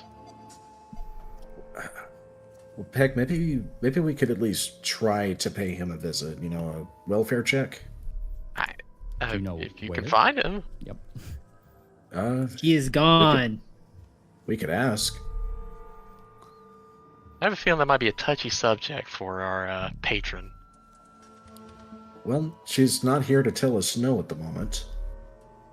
She's not here at all at the moment. I mean... Yeah, exactly. I don't think we'll get an opportunity like this again. Where should we start? Can we make it back to that opening area where Dr. Schro's painting is? The mural for her. Yep, that was in the effective DMV. I forgot what my acronym was for that off the top of my head. Joseph? We still have our gear, right? Oh yeah, they didn't take it away. I thought it was Joseph. Maybe this is the part where we go into the mansion and speak to our old friend, Dr. Schro. That might be jumping the gun. Well, we can't be scryed on in there as far as I remember, or at least I think the necklaces may not function as well there. I'm not saying that with 100% certainty. I'm just saying that it's a different plane, so maybe it doesn't, translate. Mm-hmm. But here's the catch. If we open up the mansion, we can't force it to close until its time is up. So the door will be here for several hours. They can't go in it. Yeah, it's locked. Well, in Uninspired specifically, or sorry, not Uninspired, No Man's Land specifically, remember there's like that area effect that like the door remains visible, and it can be pick locked, which would be very, very, very hard, and obviously based on your caster DC. Well, it's a wand, so the caster DC, if I recall, is always at like the lowest level it could be cast at. So no, it's just whatever your caster level for that school or that area of magic is. Then I guess that would be on you. Who has the remote? Usually Sarsaparilla. Either Sarcy or me, or it could be in the bag, or Wicker may actually have it because he's been the one who's been able to cast. Probably me. Yeah. Well, if we're doing this, we need to be absolutely sure of what we're doing when we get there. It's like, what do we need to talk to Dr. Schro for at this time? How do we outsmart a genius? Well, I'm more looking for questions that are like, what can we do to either ingratiate ourselves, or is there some bit of unpublished work she might have that we can present as our own doing? Or Dr. Shrew has been dead for centuries, and according to doesn't mean the... she can't have unpublished work. Are you talking about Dr. Shrew's work? Yeah. Shro, yes. Oh, okay. Well, we could probably answer that ourselves by going to the archive. If it's in the archive, it's published. Yeah, it's not. If it's there, then it's finished. We're Let's trying to see. get things from her that we can use that doesn't have her name on it strictly. Oh, well, if that's all we need, Moon Planner will open up his big stack of scrolls. He'll just start pulling them out of his bag of holding. There's all this work that we found at the hut, the circles and whatnot, the research regarding the abomination. Some of this has her penmanship, others from other doctors. As a matter of fact, this right here, and he'll just lay it all out in front of everybody. This is ancient documentation that was written by the hooves of the revered, doctors themselves. As a matter of fact, I don't know if we should allow Dr. Macro to see these things, and he'll quickly pack it back up. You know what? Be a really smart thing to do. Now that I think about it, we should leave our samples inside the mansion as an extra measure. No. Shro will get her Right. hands on those, and I don't necessarily know if I want her to have those. No, I think as long as we give very clear instructions to Dr. Shro, she's not to handle them. She's obligated to obey us. She's under contract, after all. That is true. Opponents have broken contracts before. No, not with us. And as a matter of fact, we still have that deal with her. She's supposed to be helping us figure out a way to cure No Man's Land. And in exchange of her keeping her word and helping us with that, she will get some Crucible documents that are in my possession. So we can just remind her of her promise and who she works for. I'm pretty sure we're going to keep her in mind. Didn't we also say that we're gonna credit her in a paper we're gonna publish if we manage to cure No Man's Land? Moon Planner will clap his hooves together. That's right. No wonder she seems so eager to get her name back out there. It's all part of the culture of this place. Maybe we should talk to her.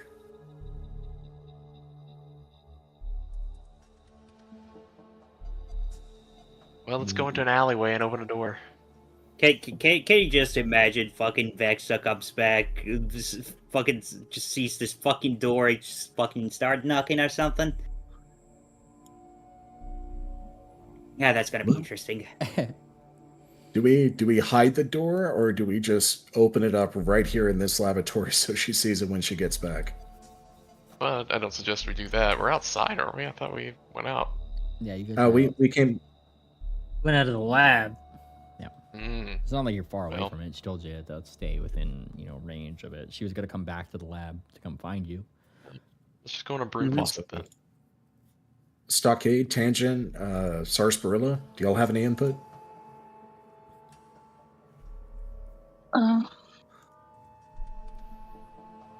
I want to research Dr. Winzik more and the samples.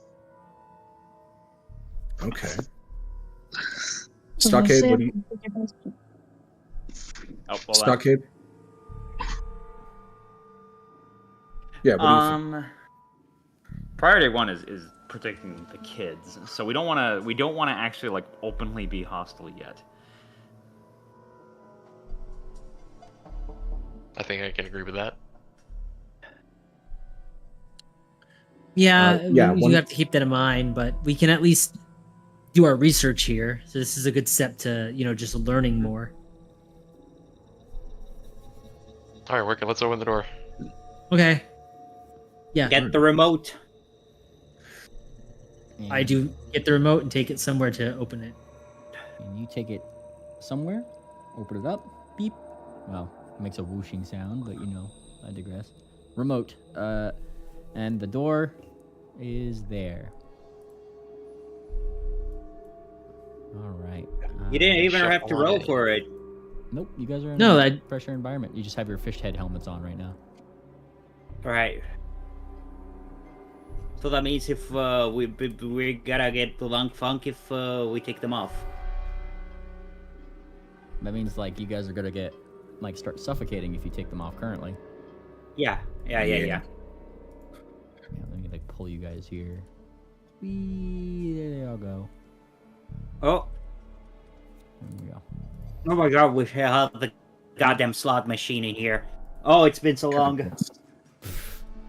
All right. You guys enter. There is a couple. Oh god. There is a couple of ghosts already about. Mercy Hold'em is at the slot machine. And yeah, it's the first ghost you see, really. Oh, Rusty. Hey, he Hey, turns, Rusty. and his already like crazy eyes. They're like they're bloodshot now. Like he's been at this for days. It's so good to see you. Just one more spin. Oh god. Yeah. You look a bit You doing messy. alright?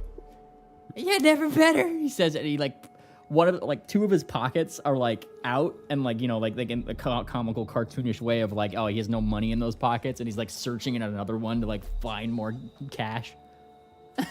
Looking crusty, rusty. I'm gonna sleight of hand more cash into his pockets. Very base. Yeah, let's see that thievery check. Why are Those you dollars. almost hitting the jackpot, huh? Yeah, right. It's just right there. So close. Just keep digging. Just keep digging. You're almost there. I'm gonna do something extra over here, and I'm gonna open up the back of the slot machine to get more coins out of it. Very funny. Yeah, so it's really you slip some into. Ah, yes! I knew I had some more. And, like slip up some coins. They turn a little like ghostly. It puts it in there. As he like puts it into the machine, he doesn't even notice you in the back bellhop. Like open it up, you see the coin just bloop, into like a pool of coins. Actually, I'm gonna look for a trigger that triggers the jackpot so we can finally be happy. Let's see if we can hit it. Boom, All right. boom, boom. I think he's almost there.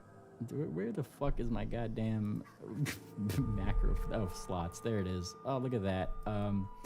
Say he's good. Blessed. We're gonna say this is a good 10. Oh, well, the macro's broken, but no win this time. That's all I care about. Oh, dang it! And it's like at that point, a bellhop, you actually see another ghost like kind of going down. Oh, this is terrible. He keeps hold on on. gambling. Hold on, I don't think it's done spinning yet. Bellhop, do your thing. I'm going to kick the machine. What's my thing? Making it work. All right. I'm gonna roll a crafting check to try and make it work. Let's see. Oh, hopefully that's good enough. Oh, so you're kicking the machine, bellhop? No, I'm kicking the machine to make it Oh. look like Okay. the bellhop's not doing anything. Okay. Yeah, the queen Yeah. queen of aces is or So- the yeah, queen yeah. of diamonds rather. She's making the lucky touch. I get it. All right, bellhop, give me a crafting check. I need a deception check now from you, Sarsaparilla. I think there's. It's not done spinning. It's a slow machine. Yep. Ding, ding, Give it a ding. quick bang on the side. Dun, dun, dun, dun, dun, dun, dun, dun. Like the big. Oh, I did it!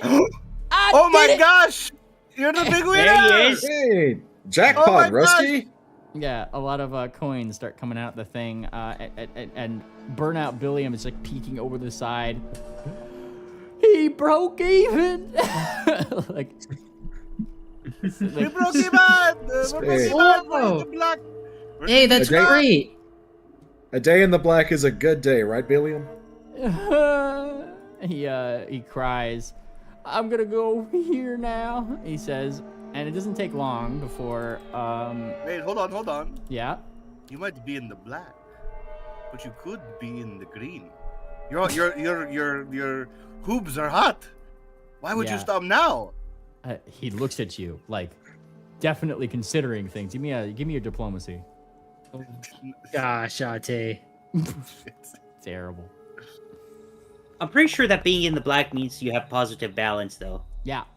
It simply means you're not in the negative. So a balance of 0 would be in the black. It would seem as if Rusty Hold'em, of all the ghosts here, might have the most restraint to quit while he's ahead. No! I need to use this for my games. He says, like, shakes his head. I'm rich again. Yeah. Like floats away. Well, you tried. And it doesn't take long before a tittering, seemingly slightly annoyed Ingrid Shro comes down. Somewhat distracted with a thing in her hooves. She has like a little fidget spinner. She's kind of like spinning it. Spin. Bump into Bellhop. Good morning, Dr. Shro. Ah! I knew that I had heard some commotion down here. And she looks at the fucking machine over here. Damn thing keeps making noise. It is not conducive to Ingrid Shro's works in progress, yes. What you been working on? All sorts of various things, namely the cure for your comatose deer. You know, That's right, crazy spear. He keeps saying words. What kind of words? It's progress, right? Yes, he is speaking. The process to filter out things from his blood is a little slow for Ingrid Shro's liking, but with lack of equipment, what can Ingrid Shro do? If only Ingrid Shro had more access to these things, perhaps. And she kind of like thinks a little bit. It's like she's like asking. She definitely still seems to be under the impression that you guys are out in the wasteland still. It's just like wondering if you guys have come back with extra equipment for her. Maybe he is what she's like. She's looking at you like we are always on the lookout for salvage, Dr. Shro. You'll be happy to know we're somewhere very familiar to you. Oh, is it? Peck opens the door to show her outside. Yeah, she blinks and looks. Oh, and she looks at you like it's like a kid on Christmas, Peck. She does that thing where she's like double takes, right? Just like, no way. Yep. Yeah. We've made our way inside. You're joking. This is an illusion. Nope. Nope. It's the real thing. You are pulling Ingrid Shro's ethereal little tail. Look at our necks and our arms. We have intern badges to some angry little griffin. She starts losing her fucking mind. You are interns. Points. Against our will. You're making fun of us or something? Yes, Ingrid Shro thinks it's very funny. Well, it was. You know what? Here. Okay. What? You told Ingrid Shro to be on your side, and she is nothing but honest with you. Yes, it is funny. Oh look, we came to you because we need a little bit of help. Oh? We're trying to rise above this whole intern thing. Not really to actually be productive members of this society, but in order to save our friends and get the hell out of here. And also to track down the guy we were, running after. And also, your friends here stole our, what was the big machine called? The World Iron. Oh, the World World Iron? Iron? Yeah, they stole our World Iron. And also because we need equipment to find a cure for this whole goddamn land. There's a lot of reasons why we're here. Yeah, quick update, Dr. Shro. We made a deal with some gods. We have the ability to heal No Man's Land from the bomb that you set off and bring it back to life. But in order to do that, we're going to have to combine Druidic magic with Crucible tech. Yeah. We're in I know. We're in uninspired right now, and we basically have these. What are they called? Somnergy. Somnergy. We got these Somnergy necklaces on. We cannot take them let off. Ingrid Shro see it. It's been so long. She's like completely just fucking interrupts you. She's like, Oh, yeah, absolutely. He'll lift his chin and give her plenty of space. Look at this. It's even got a little logo on it. Oh, it is so cute. She like, these, and then she notices not one but 2 gold stars. Oh, someone has been very good. I see. Yes, Dr. Vexa von Macro, aka Dr. Reisig. Dr. Reisig. She kind of like thinks, like, actually like takes a moment, like blinking. She's not even 100 yet, so. Yeah, like she's like, who is this? Someone who very much looks up to you. You have a mural there within the city, very tall painting. Naturally. Yeah, and she has a portrait right next to you. Son of a bitch. What? She like as naturally as she was like rolling with the fact that she had a big portrait. Now there is some who's what's it next to Ingrid Shiro. Well, she seems to be top dog here in Uninspired. From what we can gather, it's the... As if. Oh, that is a good one. She sounds Yeah, very... she has all the publishers working for her. No. She has the most editors. Every single person who uses her work, she puts her name all over it when it gets put into their architect. This does not make sense to Ingrid Shiro. The editors control only small groups of the publishers. Unless... Not anymore. It seems Dr. Reisig has been consolidating influence. She now controls the majority of it. And she looks very doubtful at this particular fact. Doubt. There is other minds in Uninspired that are probably better than hers. And she nods. Oh, I do agree with that. It's not always just solely based on that. I mean, he's finessing. Finessing. What is this the Zoomer lingo of yours? Small deer. It's not. It's in an ideal world. Maybe it's just 100% based off of knowledge and intelligence. But she's, like politicking. She's campaigning. She's basically making herself. She is cheating. Seem bigger. I mean, I guess maybe.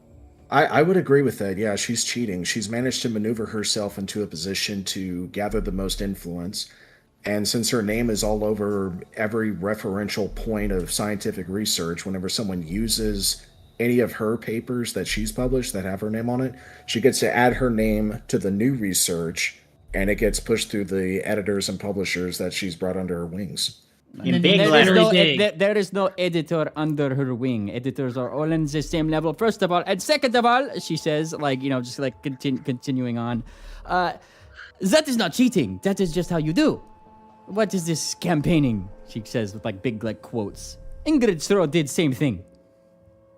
This is not bad. Did you? So hang on a second. If somebody used a little bit, just a little bit of your research for their paper, does that mean that you get to have the... They better put Ingrid Shiro's name on the paper. Yes. No, of course.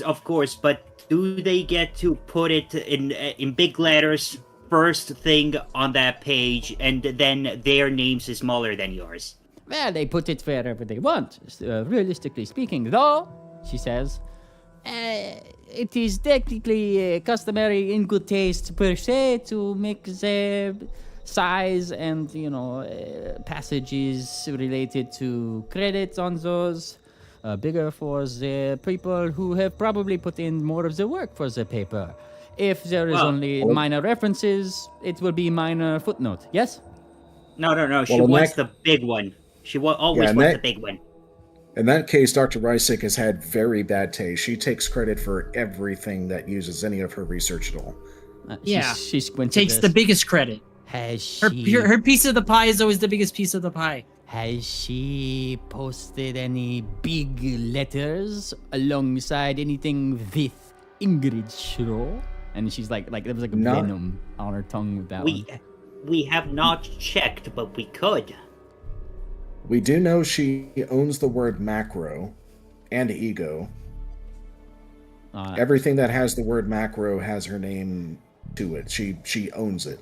Of course, she's got a real Napoleon complex. She's very small. It's small. How small? Thumbtack small. Oh, she is a tiny Tangent. bird. Normally. Yeah. Tangent small now. And she looks at Tangent. Yeah. Oh, the clueless cat. Look at you. Hello. Also, along. Tone. What was that, Tangent? The hello, but in sarcastic tone. Yeah. Oh, it's so cute. You should stay like this forever. I hope not. Well, the reason she's currently got us by the short hairs right now is that we were very tiny for a little while, and then we were made big again by an associate of hers, a former lover, who they quarreled with.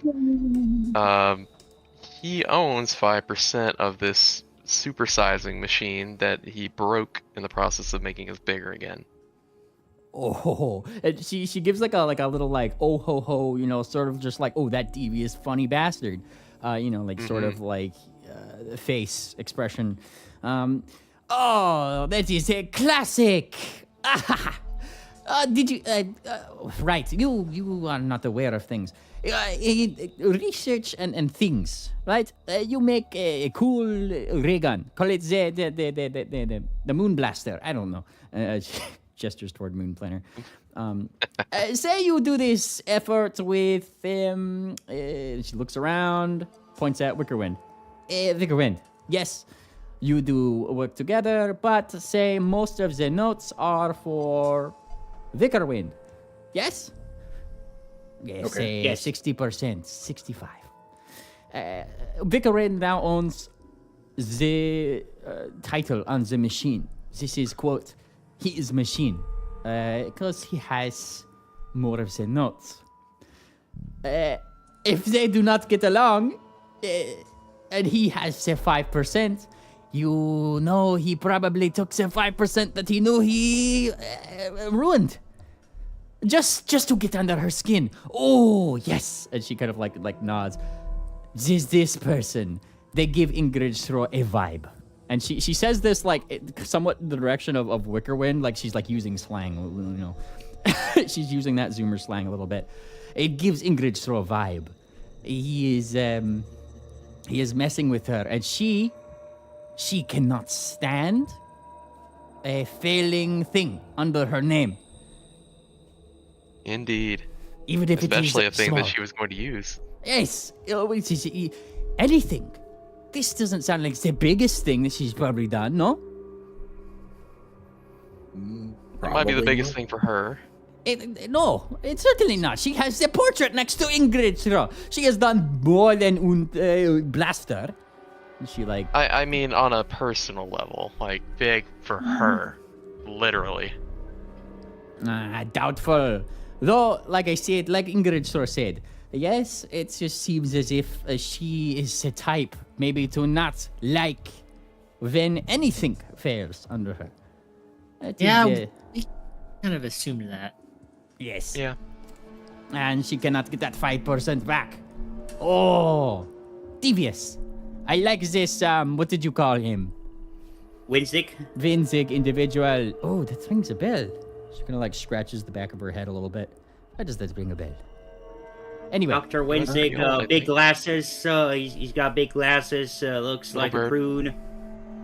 She's like thinking. In fact, I think he was about your age. He was probably alive when you were. Could have been your intern. You have picture? Maybe I have something in my hat. Maybe I have a recording or something. Yeah, you pull out your hat. You try to find like a few recordings. You do of Dr. Winzig and him. Look. You probably pull up like one of the recordings from your zombie encounter. Like in that dome when he was like giving you like instructions on where to get the map, for example. Oh yeah, the nanites. We'll get back to that. Yeah, and she watches for a second. Oh, I do. Oh, he is old. Yes. No, this is Ludwig. Say hi, Ludwig. Hi, Ludwig. Yes, Ludwig. He was itty bitty intern. He got his doctor name. You say it's Winzig? Winzig, yeah. Winzig, yeah. Oh, this is cute. He was always fascinated with things that make things small. Yes, and she gestures with her hooves like something tiny. His doctor name in the Utopian. Yes, it is Dr. Tiny. She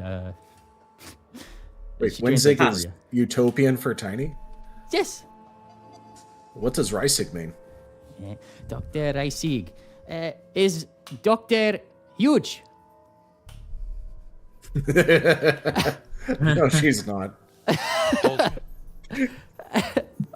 That's ironic. Oh, that gave me a chuckle. Oh, Dr. Shro, speaking of chuckling, you might get a kick out of this. So, not only are we interns and uninspired, but we have been legally classified as homunculi created by Dr. Reisig. Oh, you are a monkey, she says. Yeah. That's what we're classified as, anyway. Very interesting. I imagine that they had to have quite a big beaker for this one. Gestures toward Peck. Peck rolls her eyes. Yeah. I think the explanation is we were created nice and tiny, and then Dr. Wenzig using the macro machine is what brought us to our current size. Very interesting. Yes. Well, tell Ludwig, Ingrid says hi. Yes. He was a wonderful little intern. Well, we can't. still, He's... Yep. Yeah, well, we can't. He's been detained. What? She looks like... By whom?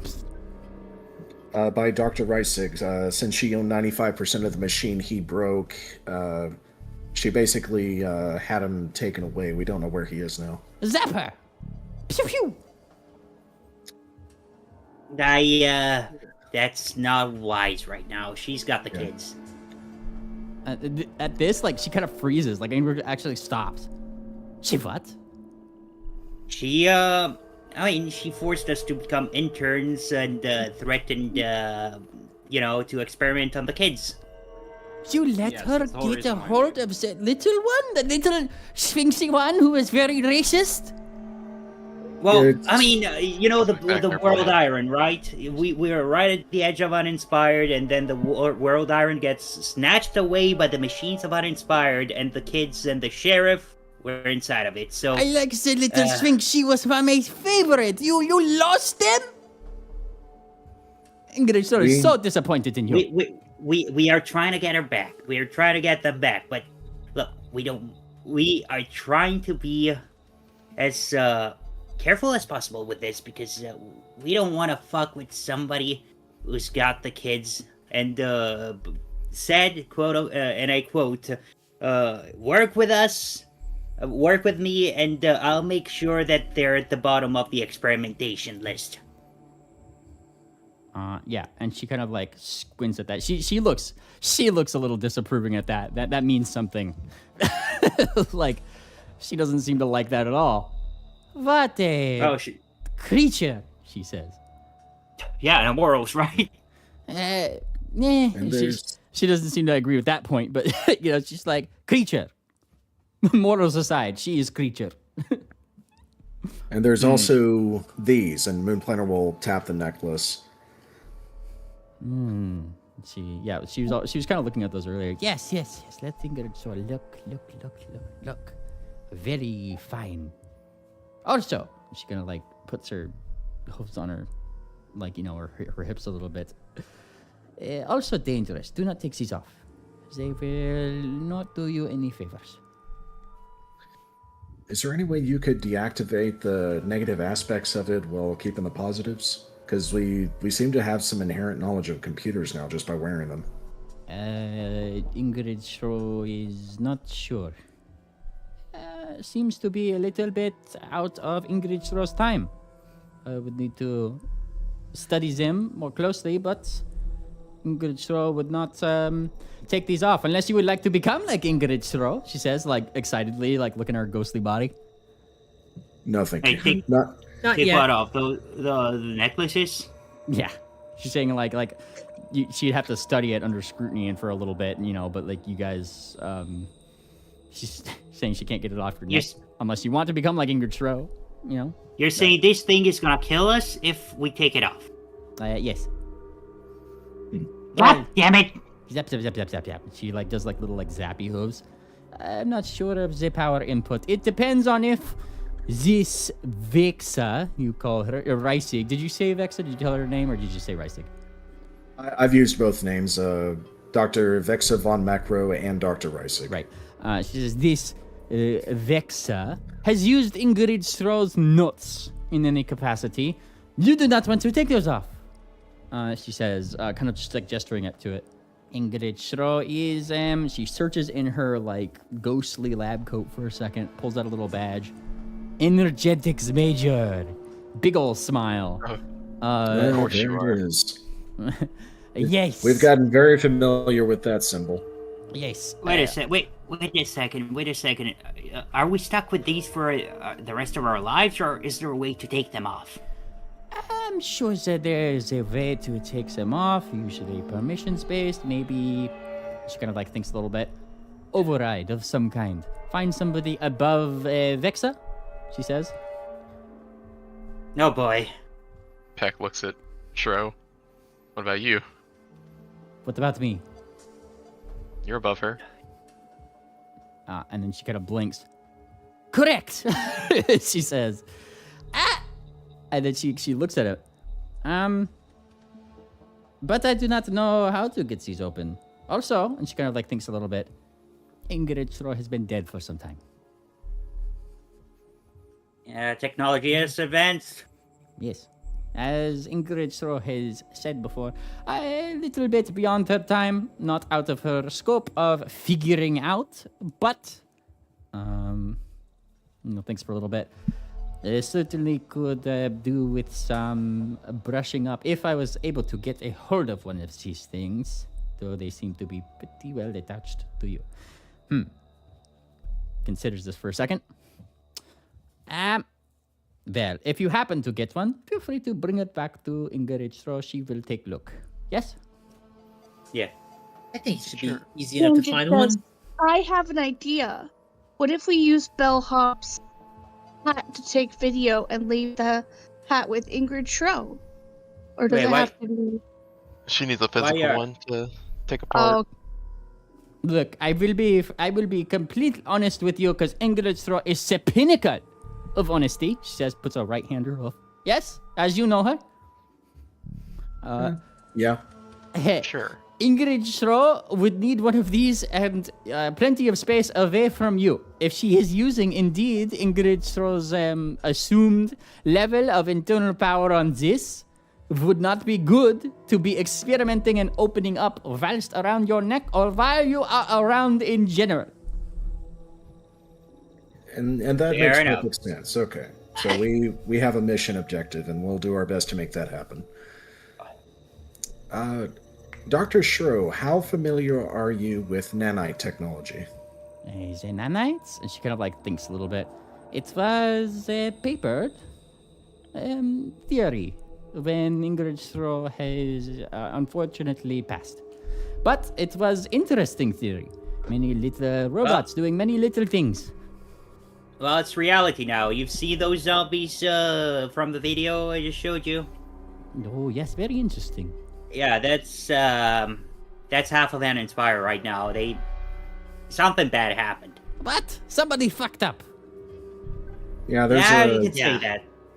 The building we entered into was called Dofer, and in that place at the very bottom, like near the trash chute, there was a AI generative room, and the warnings on it were extremely clear: do not open the door under any circumstances. I think the nanites were generated from that, or at least in some fashion. The zombie ponies you see were completely infested with nanites. They even managed to get infected into Wickerwind here. And they have generations. We managed to collect some Generation 0 on the outskirts of the circle of Uninspired. And we have them in some Faradir bags here, and he'll pull out one of the bags. I think here in this dimension, inside the haunted mansion, it would not degenerate, but there's a kill switch signal outside of the mansion that if they get exposed to it will destroy them immediately. Do you think you could research them here without them degrading? Ooh, a challenge for Ingrid Straw, yes? Absolutely. Wait, hang on. I thought we were just leaving them there for safekeep. Because these things, everybody's trying to get them on their grabby hooves, you know? We were specifically told to actually keep them safe. Well, certainly. You would want to keep these safe from whatever her Vexa, she vexes me. Exactly. She would want to, and give them to a better doctor, like Ingrid Schro, because it's good credit. She says, like, you know, like, hooves up.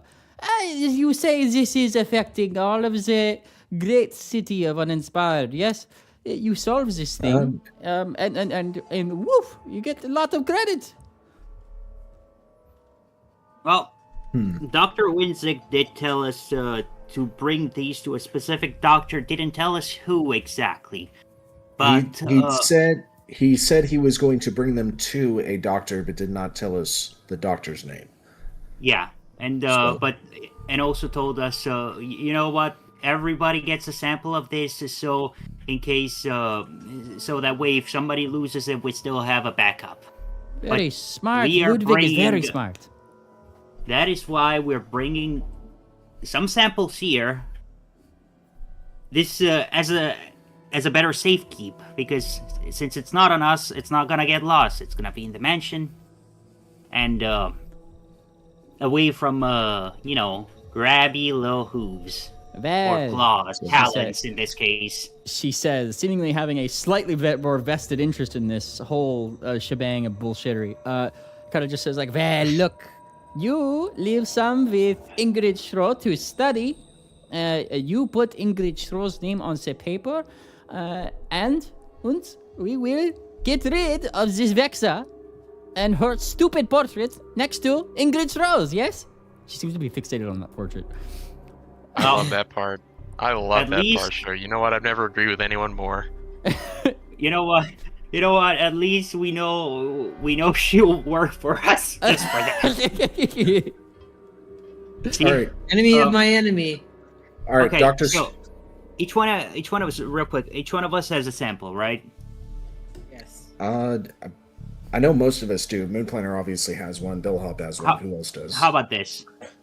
We give her one sample that she can just toy with as much as she wants. With safety. We don't want this mansion to be overridden with these things. Right. Quarantine it. Be smart about it. We don't want to end the world here. And the other one, you keep it safe, locked away, and never touch it. With the other little sample thingy you gave Straw, yes? No, not with it. Do not mix the two together. Oh, different safe? Yeah. Different quarantine zones. Yes, they will cross-contaminate and ruin the experiment entirely.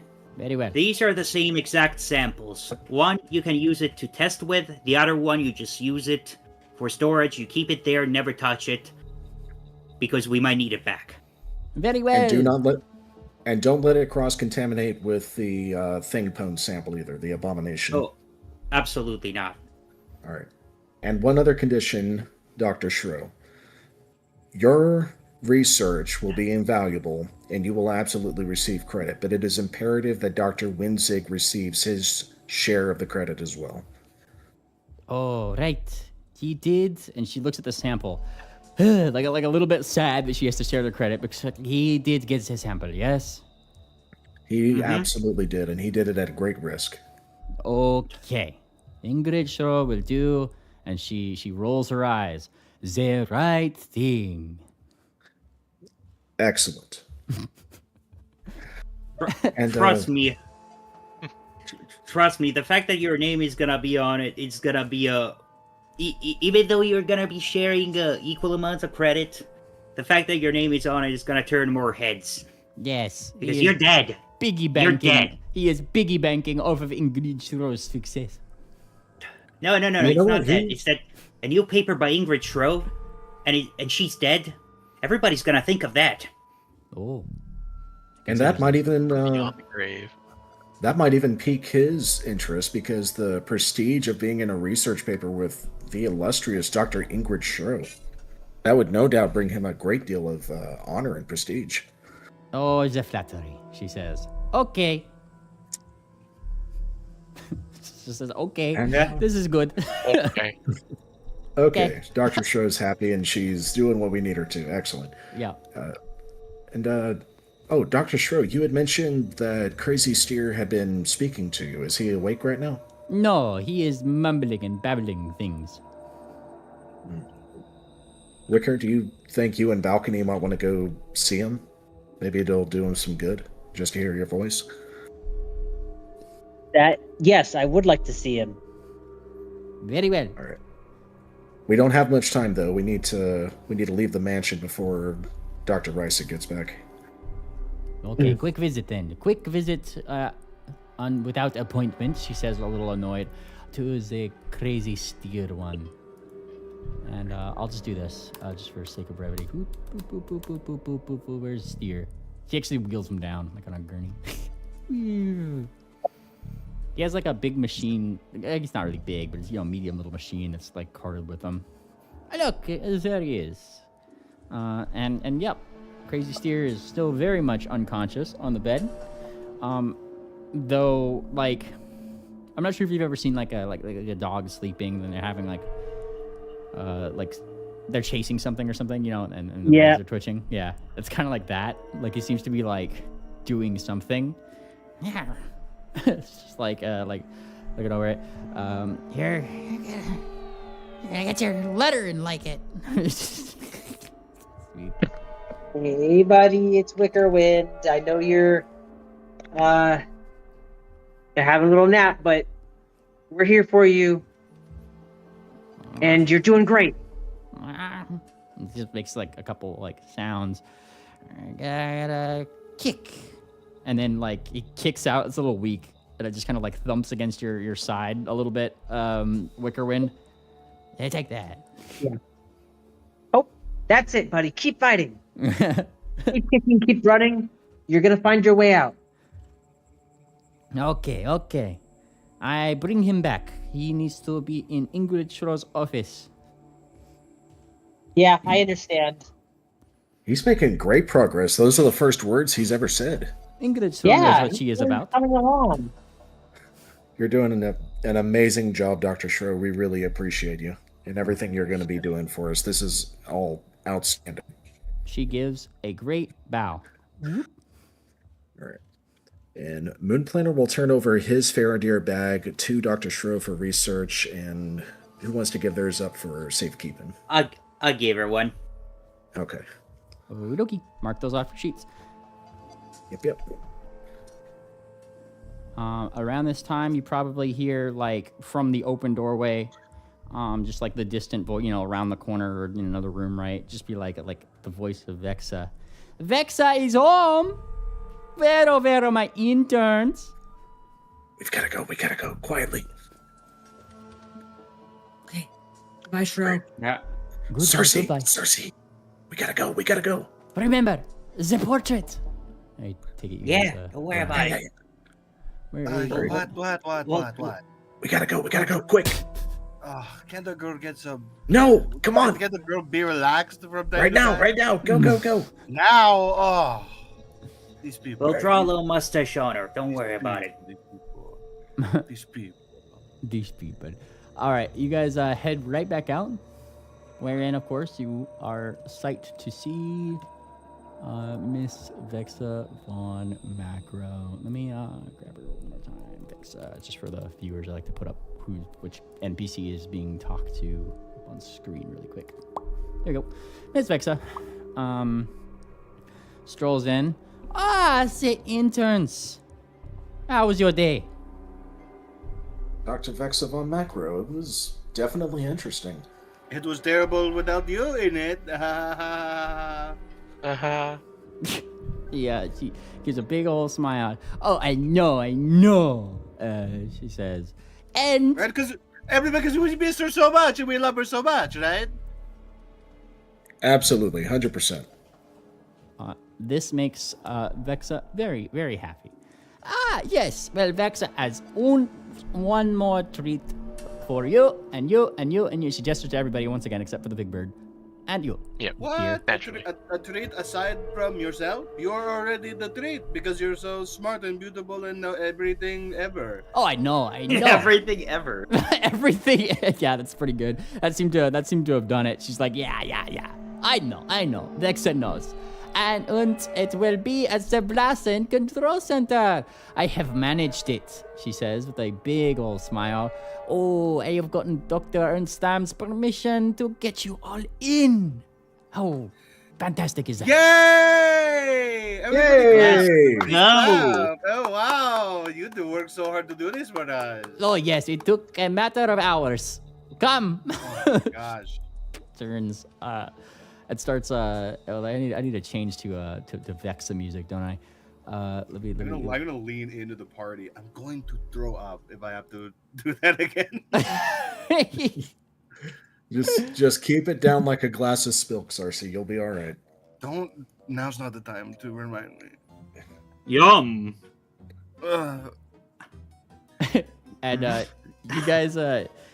you guys gotta like mumble and talk. She's just humming. She's floating out like in a direction more northward, closer to that big tower, but not like the big tower itself. There seems to be this like, circular, I want to say like, like the Seattle, I don't know what it's called, the big Seattle thing with Space Needle. Space Needle, yeah. It kind of looks something like that, more up north underneath the Project Aeon Dome. Is it this one? No, that one's outside of it. You see, it's outside the main dome, but it does look like that. It's like a thing. It's just behind this building, probably. No, all right. Takes you guys over in that. Actually, yeah, it takes you guys over in that direction. Yeah, sorry.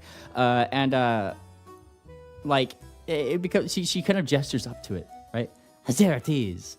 It is smaller than the real one. And it is. The little Space Needle that's here is smaller than the one that you just gestured to and on outside of the dome, right? That over there is the Blasen Command Center van. And this is the backup. And she smiles. It is a little bit of an older installment, but in times such as these, when we do not have access to that, we still need a way to take care of the ingrates outside of the dome. All right, because the whole virus nanobots thing. Yes, it is secondary Forgot about control. There's many things wired together. Dr. Blasen, you are very smart. Well, your intern was, she says. He kind of listens on. I do not have memory of this. Oh, I know. Well, I fill you in then, yes? You built that one. He gestured toward the big one. And your intern appropriated an old control center for this purpose. It was not being used after all. Gestures toward the second one. How nice of him to name it after you. Come. More walking, flying. There's actually like a small tram that she stops on. Takes you guys right up to the base of the thing. And one by one into the elevator. And she does that thing where like everybody but she makes Peck go last, right? Everybody gets in the elevator. There's clearly enough room for Peck. But she closes the door. Like makes Peck wait for the second elevator. He is such a bitch. Damn. Yes. Doctor, I do think that intern Peck is doing a much better job as far as her attitude is concerned. She Fuck off, Moon Planner. pretends to You know ignore what? you. You know what? We should keep the door closed. She should walk. Oh, yes. And she pulls out another gold star. I like that idea. Thank you, Dr. Vexa von Macro. He now has 3 stars on his Bannermanes badge. Look at this. One more and you would have...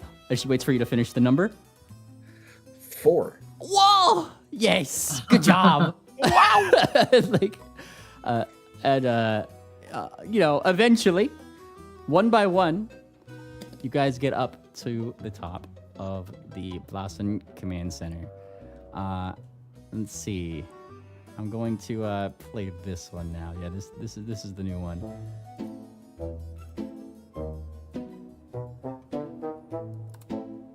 Interior. Interior. Crocodile, alligator. Does that mean we get to have the illustrious box? The what? Does that mean we get to have the box? The box. The box. Next. You don't walk into a brand new interior without a box. Oh yeah, box text. You guys enter the top. Of course, I guess I had to put Peck last here. Yeah. Naturally. And as you guys enter, the sound of a lot of beeps, boops, other, like techie sort of like whirring, and of course what seems to be, and this looks like a globe here. Imagine it's just a dome, right? It's the uninspired dome rather than a globe. Clearly a dome. Clearly a dome. This is just it's a reflection on something, I'm sure. Dome is here, projected in the middle of what seems to be a number of what, at first glance seems to be a lot of deer. You do notice there's a couple other birds, griffins, that kind of thing. But there's definitely a more deer here than not. As you guys enter. Ah! Antivia, the blessed command center, isn't it lovely? Looks pretty cool. Yeah. Impressive. I like the crowd. As you say this, Wickerwind, like these two deer that are closest to you seem to be just kind of like, they don't even like take a look back. It's just these two doctors at control panels, and they seem to have these little devices in their hooves, and seem to be in a rapid exchange of like numbers. I think it's gonna be 15. No, I think that's way too low. I mean, what day is it today? And he like checks the day. No, not today. There's got to be at least 30 of them.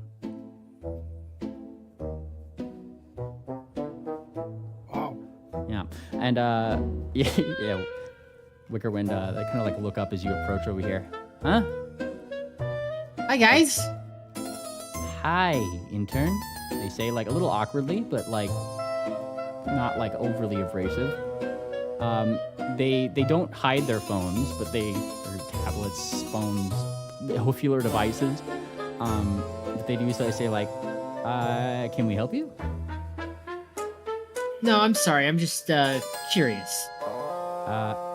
Okay. Don't mind me. Sorry, Mr. Deer, but perhaps it seems like you need the help. Your computational device says you are being terminated. They kind of like blink. What are you talking about? Well, It's right here. It's right there. Look at the screen in front of you. You're being terminated. Have you not been looking up from your iPhone device? he looks at it. That doesn't say terminated. He says, like looking at it, that says none of your business. No, because I'm like I crawl right up on it. No, I mean if you look at the letters and the words, and then are you okay? Is everything okay? Vexa goes over and that's like a little like effective baton, right? It's a tiny baton. She starts like back, down, intern, down. It sounds like this guy is going down because he's being terminated. See, your friend beside you, he's doing work. He's doing something. But you're being terminated. No, Vexa is assuredly going to make this one. She grabs your ear and like pulls you. Like she's pulling you downwards, right? Hey, okay. Don't touch the ears unless you friggin' want to like rip the earrings out of my ears. And that's going to be blood everywhere. This was certainly not a threat that Vexa has heard, she says very, very plaintively. She looks toward this one.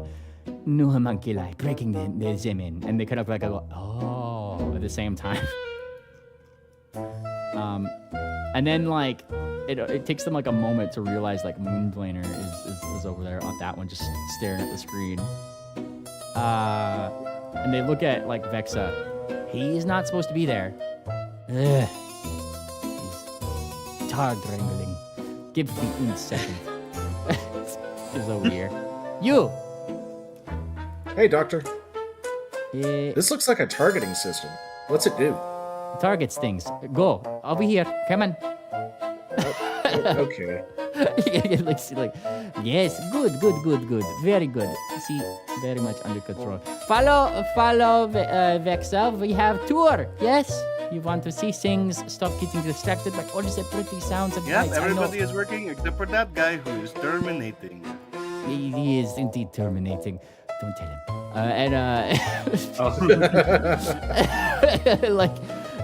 He's like going up, gesturing down. Here is where's the plus in energy controls are. Look down there. All of the wonderful workers that are. Oh look, that one seems to have found one. And this one of the screens down there seems to show like an outside camera view of like the exact areas that you guys were coming in on, right? Into Uninspired with, just outside the dome, at the bottom of the mesa, like where all the junk is and stuff like that. They seem to be just it's just like there's just cameras that are just pointing around or like aimed in one particular area. A fine eye could just tell that there's a couple of them that seem to be just kind of like just eyeing some of those screens a little bit and trying to hide what seems to be a couple more little hoofular devices. And that's when you see like you probably see sarsaparilla. I would say that you see a universal symbol, right? Something that looks monetary on the screen. Give me a sense motive, sarsaparilla specifically.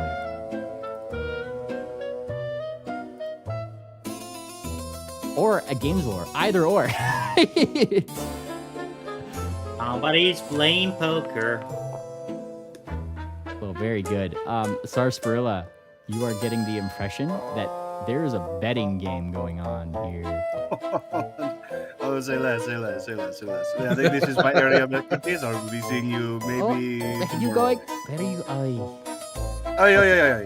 Hey, do you want me to be expert or be stupid, huh? And she looks over. Do not be stupid, she says to you.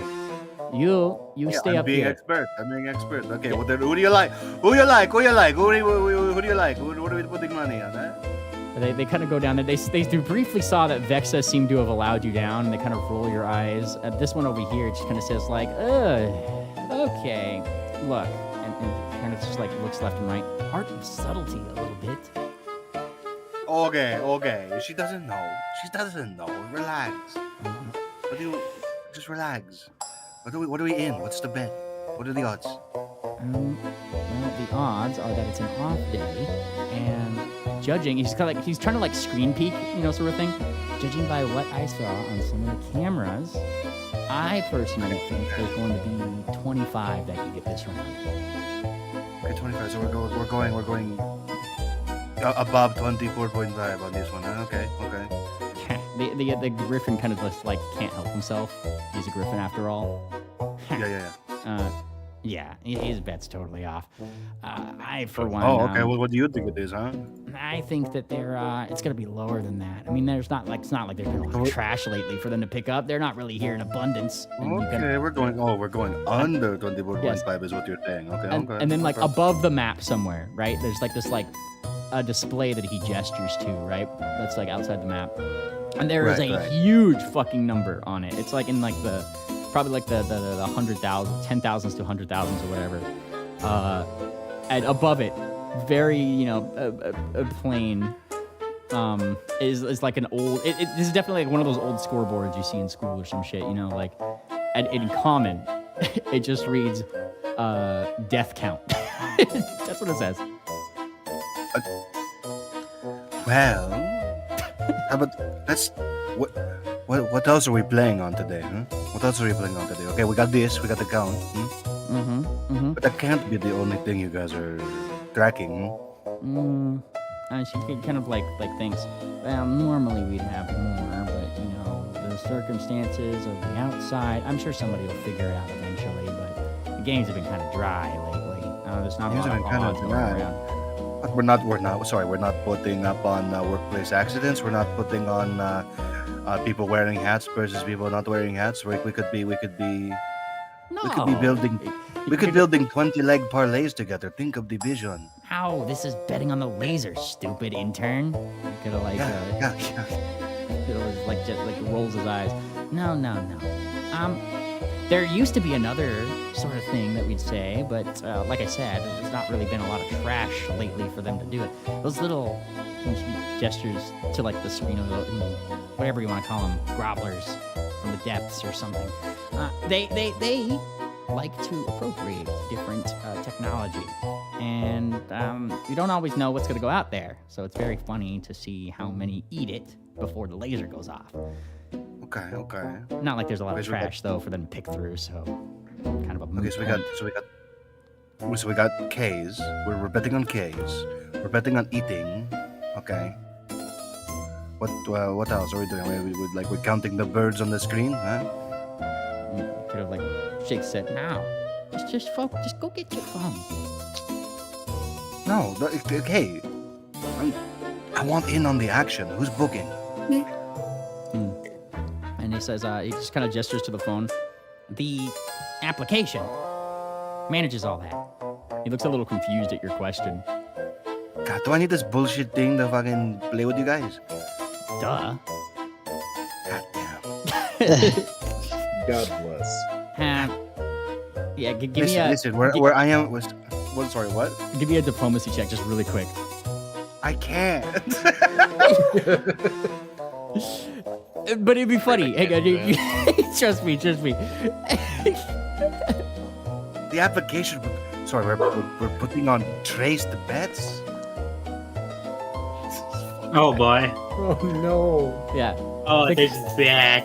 They look at each other and then look at you. And you get the impression that they kind of just feel bad. Yes. Okay, hang on. And like, one of them just kind of goes over toward the unicorn over here, right? Who also seems to have he seems to have like a necklace of his own, but it's not like the same as yours. It seems to have like what looks to be like a pendant that has a brain on it. Hey, intern, let me see your phone. And he's like, but I just got it back. I don't care. Give me it. Okay. Gives the phone. Goes over to you. Here, give it back to him and be nice when you leave. He says. Oh yeah, I'm definitely giving it back. Okay, show me this app. She like, yeah. She like leans in forward. Showing you how to like, bet. There's like a specific app literally for this that just seems to be like, very well used. You just put in, and here's the thing. It's not monetary. If you recall, Dr. Winzig telling you guys before, there is no money involved here. Fuck. It kind of like it seems to like scan your face to an extent and pulls up a list of your scientific achievements as collateral. I'll put it all on the line. You're betting it all? What, you don't know ball? I mean, who might have stopped? Sorry. Are you playing and you're afraid of losing? Huh? You're afraid of what you might lose? I mean, yeah, I don't want to lose my own notoriety. What you don't think you can just build it up again? Huh? You could. It's annoying, he says. Here, it's annoying, but why not just bet your own stuff? And he like pulls his phone away. You like gestures toward it, and just right there. Yep, you set what number you think that it's gonna hit after the next laser blast, and what you're willing to put up for it. Pretty simple. Okay, it's easy. It's going to hit all of them, and it's going to be everything I have. It's so easy, actually. It is very, very. She just starts swiping whatever the fuck onto the. Yeah. You probably have like a couple things maybe under your name, but they're like minor things, like if a camera, for example, caught you noticing something interesting, like on the street or something, and like figuring it out, and maybe like reporting that to somebody or saying something. It seems to have gone into a small knowledge base, and that was just tied to your name or something, Yeah. So like, this is what. Listen, if you're afraid of losing more, you just listen. It's called building a parlay. You put serious bets. suddenly, your minimal, you know, you build up more risk, but exponentially your gains increase. Normally, you would only be winning like a 10-1 payout, maybe, right? Consider this, and she's putting like her hoof into his chest. Listen, consider this. You made the same bet, right? Same amount bet, okay? But instead of that bullshit 10-1 bullshit, who gives a fuck, huh? You're making 1,000,000-1, huh? 1,000,000-1. All it has to hit is once. And then suddenly, you're the most accredited motherfucker in the goddamn galaxy, huh? That is how that works, yes, he says. Gently puts down your hoof. I'm not gonna do something that stupid, intern.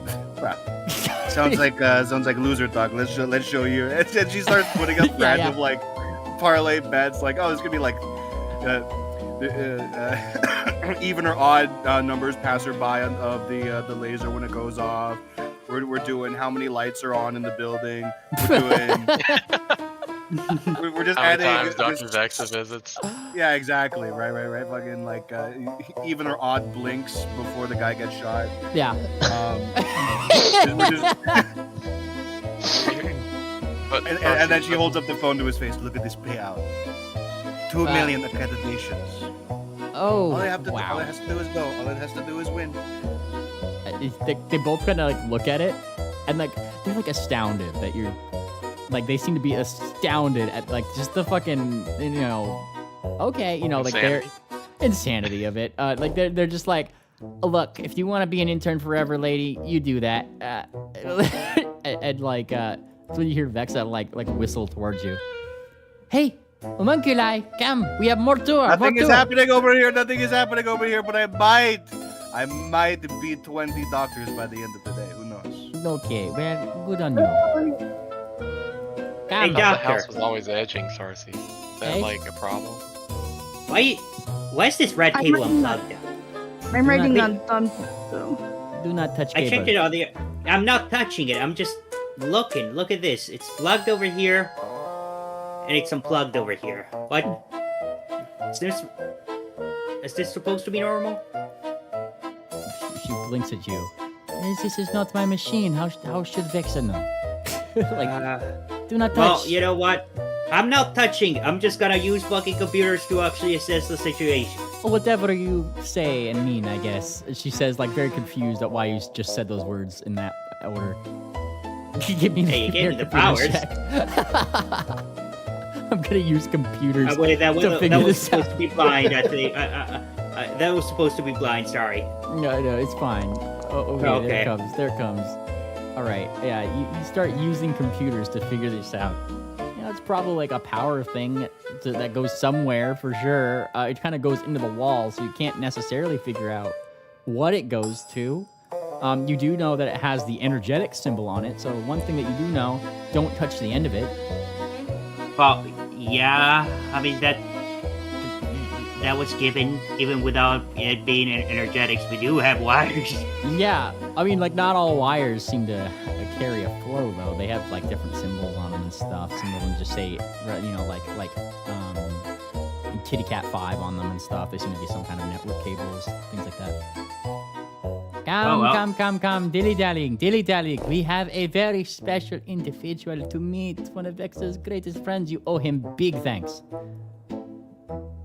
She's, like, looking down, waiting for Sarsaparilla, Wicker, Beck, Stocks, Tangent, Thumbtack. Coffee. Peck, where are you going? Wrong direction. I didn't realize there was all those different types of gambling. Triple? Oh, yeah, I could... Listen, young man. Listen, Mr. Win, check this out. Look at this payout. All we have to do is win once, and then look at... We could be accredited 100 times over tonight. We will absolutely have to look into that more later when we go back to the mansion. Oh, I will be teaching you about multiple leg parlays. Triple, are you with us, Talks? Yes, what is Where's it? my token? Oh, just wondering if you're following party. We're on a map this time, so just making sure you're with us. Yeah, where's my token? I moved you up a little bit. Up here, tangent with the party. Oh, Dr. Hertz is back. Yeah, he's been with you. I just put his token on the thing. He is very quiet. He's actually kind of like sticking nearer to Peck for most of the. I don't see the token. You're We over are here. the You're with Thumbtack. undesirables. Look. Oh, okay. Oh, I'm it. underneath him. Oh, okay. Yeah. Giggity. So she keeps like moving up, and yes, there's the dome. We will be able to watch the sunset together. Yes, it will be very good indeed. And she goes up here. You see this like seat? It is turned toward this big computer, not like in the way that it's facing on the map currently. It's just it's turned upwards rather. Oh. 100 grabs Thumbtack's ear and says, "Follow them." Yes. He makes a little like bird chirpy noise and like gallops forward. All right. We move these guys up. Peck, you moving with us? Oh Yep. yeah. Coming. Just getting coffee. All good. Very good. And Vexa is the first to come over here. Dr. Ernstam. And he goes, What is it? Vexa, is that you? Oh, Dr. Ernstam, yes, and I have brought my newest homunculi, the new interns. And the chair slowly turns. And who the fuck are they? Oh, Yo. Wow. What the fuck is that? Who the fuck are you? And we're supposed to be the homunculus here. And she looks at like Vexa. Vexa, you didn't tell me there's this many. I walked. And he like kind of like there's like the wrinkles. They wrinkle as she's like seemingly angry, thinking about something. Like a wrinkles inwards. Oh no, Can't think about that right now. And all her wrinkles kind of go a little bit smoother. Can't think about that. Don't have a cow, man. Anon, this is extremely weird, but I love it. Oh god. She looks like she's about to burst. Who the fuck are you? She says it again, but it's like an outburst. And then like without even like being prompted, she looks down. She looks at the computer. She just starts. She's like mid working on something. Like I don't got time for this. Who the fuck are you? And she says that to the computer. It's like a tick. Like Tourette's. She has Tourette's. Like she keeps like looking for buttons. Where is that fucking thing? Where the fuck is that thing? And she goes left Where's and right. the Z key? Nah. Okay, we're just on time. Vexa, it's a really bad time to call in this favor, This shit gets busy, Who the fuck are you? And she gives the to Dr. Ernstam a withering look, and then to you guys. I thought that we would enjoy the laser set together. Doesn't that sound lovely, interns? Yeah. Yeah. And that's when you guys kind of like look over the edge, right? The dome of uninspired. At this point, it's a little bit like when sunset would be. Just a little bit after that. So twilight hours, effectively. And then there's like a big a shout. All right, everybody, to your stations. Everybody got the power conduits where they need to. Stop looking at your phone, you. She says, like gesturing to like some intern as the little brain symbol on his little necklace. Who the fuck are you? And they put away their little hoof-filler device again. All right. T minus 30. And this is when like you guys kind of like collectively. You guys remember the old mushroom flashback you guys had at that one vault?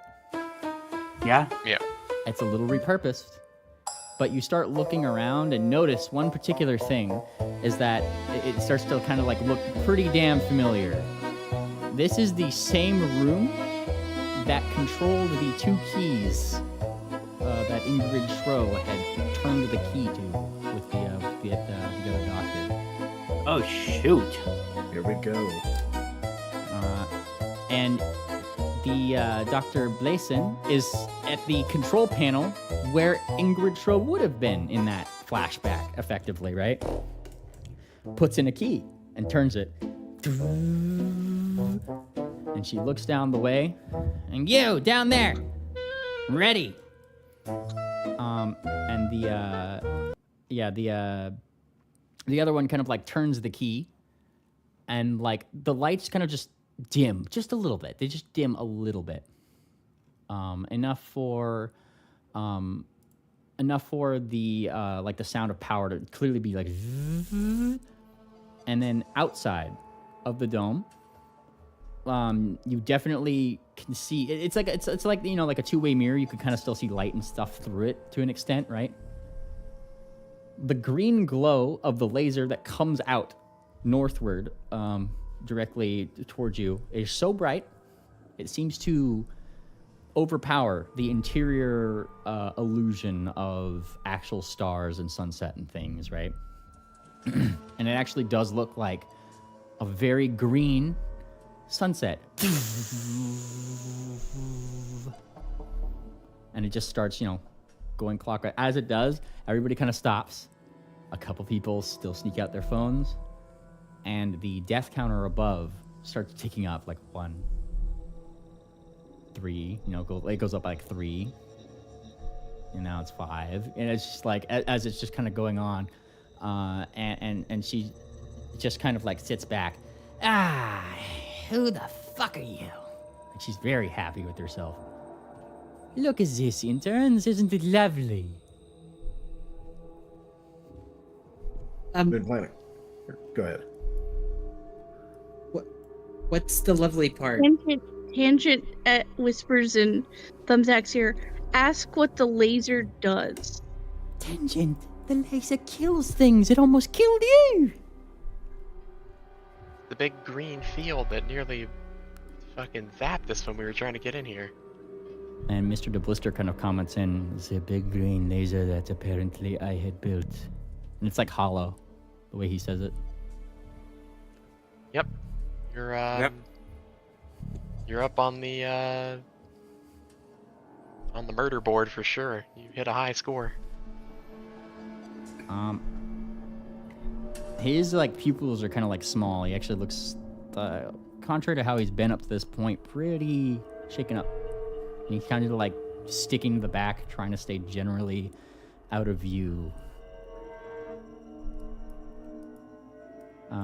Sorry, maybe that was a bit too harsh. Yeah. He just kind of like, he doesn't answer the apology. He just kind of continues like looking at the green light on the horizon. Perhaps I should run away from this place again.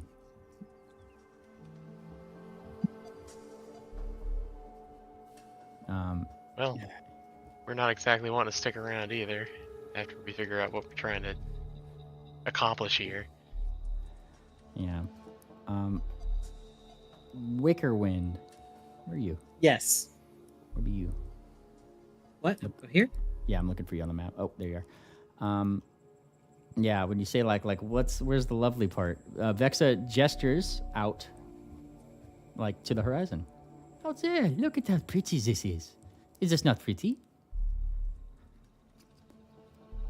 I mean, and it's like a simulated. We don't see what's actually outside, right? It's all a simulated. Oh, the laser outside is so bright that it cuts through that like a two-way mirror, like something really bright behind it. Like you can see it very clearly. It's like we're wearing a big welding mask. Yeah, pretty much. And like, just you could just, it's just clearly scouring in that clockwise, the counter, like two different lasers, right, going counterclockwise and clockwise. Oh, so I see that part. Okay. Yeah, you see the big laser. You guys are high up, so you're able to actually look down at the ground. Yeah. Okay. I mean, I do see it. I don't maybe understand it's lasers. I don't want it. Wicker, they're making a marathon out of killing all those gobos. Is that just the lovely part? Of course. To them it is. It is I'm doing betting them a on it. favor. She smiles. I don't know about favor, but look, I you know, not No the one biggest asked you, fan of birds. gobos either, but I guess are you actually I guess your stone's throw away from Wicker here. I'm not sure if you guys are talking to each other or you're talking to out of character. oh, I was talking to Wicker. Although I should just get closer, but There you go. Just the making sure. intent was in character. Okay. She's glaring at you. Do not ruin the laser set for my good intern. She gives you a glare here, Peck. Peck rolls her eyes. Okay. And let's see, Dr. Ernstum over here is like seemingly so used to this. They just kind of seem to be relaxing back on the chair, closing their eyes. They're not really like paying attention to you guys per se. They don't seem to really care. That's Vex's problem, certainly. If there's one thing that's clear, it's that Dr. Ernstum has no issues, qualms, anxieties, or anything about Vexa being here. Honestly, she's kicking it back like she owns the place, so. Out of character, this is the same Dr. Ernstum that we gathered intel on before, right? The one who is better to new doctors to help them publish their discoveries? If the name is that, then yes. It would seem as if this is the Ernstum they talked Name was about. Hernstum. I would imagine that's it. Mhm. Yeah, Hirnstamm. That's the big brain, right? Yes. Okay. That's what I caught too. And you hear a couple just groans as time goes on, right? Like people's bets failing a little bit as you know, the number might push above what their expected is. It seems like all of the initial death counting deaths happen at the start, when it probably surprises a lot of these gobos. But as maybe about an hour goes by of you guys watching this here sunset, laser set, much like how you guys ran away from the laser, right? Clearly these gobos are also piecing out, and the numbers kind of dwindle down to like dwindle down quite a bit. Vexa is simply just kind of like taking notes. This is kind of like a she's just chilling out, you know. She's not like doing anything of particular note. She's watching over you guys, of course, making sure you're not. She seems to be very, very keen on one thing. She is making sure that she is respectful of her time in here, in, you know, specifically to Dr. Ernstum. There seems to be just like, you know, actual, you know, a respect there for another. Okay. Now, is there anything in particular you guys are doing while time passes here, other than, you know, watching the sunset? I'll introduce myself. I've seen enough. Yeah. While Vexa is kind of just doing her own thing, maybe like, you know, out of earshot, you introduce yourself to Dr. Ernstum. She still has her eyes closed. Maybe you're just fiddling with something or taking some notes. Huh? And she looks up, sees that you have come closer. Hello. Hi. And she gives you that like sharp teeth smile, and the look that she does, she kind of puts her head forward. Who the fuck are you? I'm Wickerwind. Hmm. It's nice to meet you. I'm one of her interns. Ah, she hires too many of those things. And There's a lot of us. Yeah, I know. she rolls her eyes a little bit. I don't know how she manages it. I do 2, 3 max. What lab did you come out of anyway? Can I recall which lab we were just in? Sure. Yeah. Give me a society check, a general society check.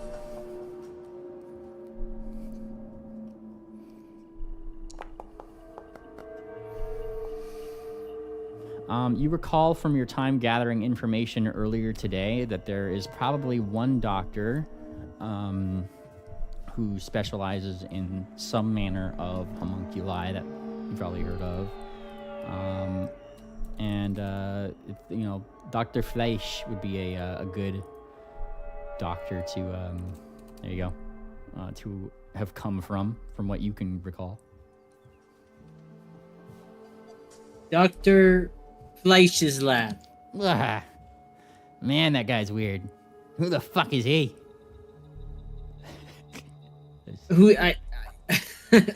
Oh, yeah, exactly. Haha. It's a fucking haha. Yeah. Yeah, he's a weirdo. He likes doing flesh things. It's funny. Vexa doesn't normally pick up homunculi. Not unless, she's blowing you up or something. She's not blowing you up, is she? No plans for that now. She has been very kind to us. We got ice cream. Oh. She's kind of like, she got you ice cream. Not getting blown up. We had some time earlier and met some of the other creatures around, and we heard good things about you too. Who the fuck am I? She says, like gesturing to herself as if like me, but just the way she said it. Yeah. And she says, Who's saying those things, huh? I didn't catch any specific names. It's just the word on the in the halls, it's just general.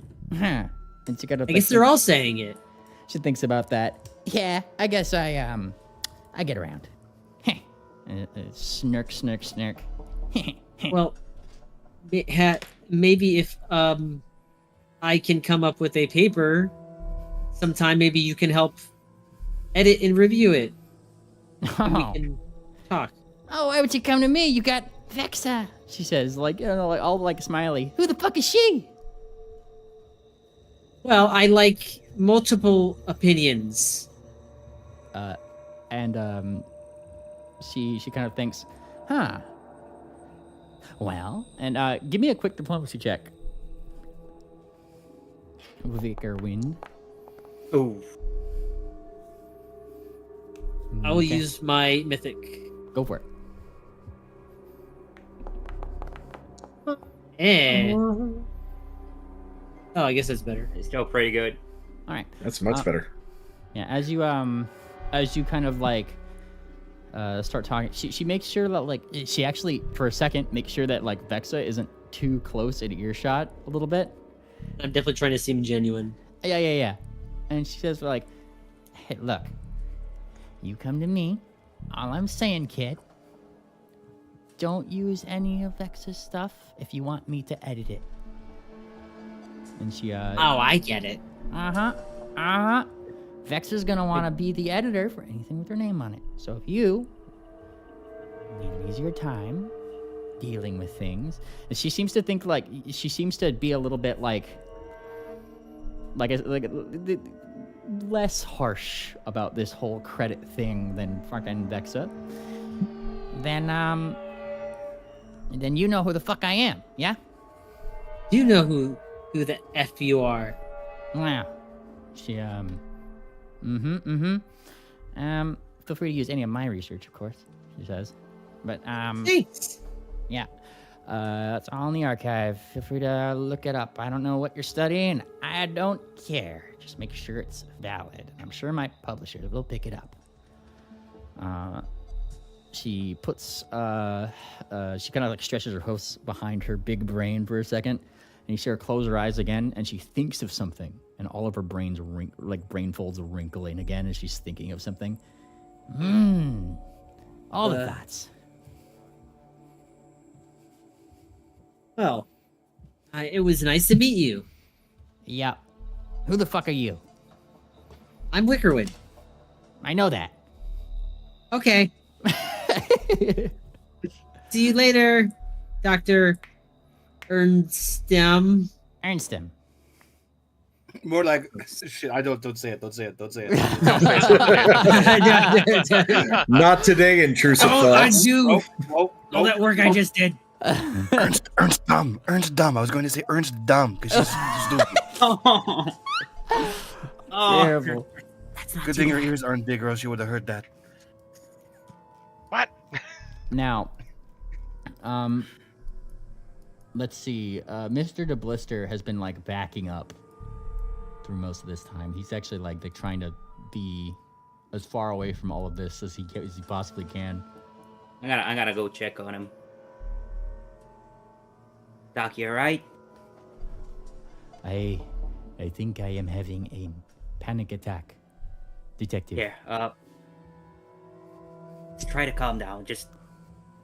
It's alright. Give me. I mean, that was a fucking terrible fucking thing. But you know what? Yeah. Look. Just hang on. Where's my diplomacy? There we go.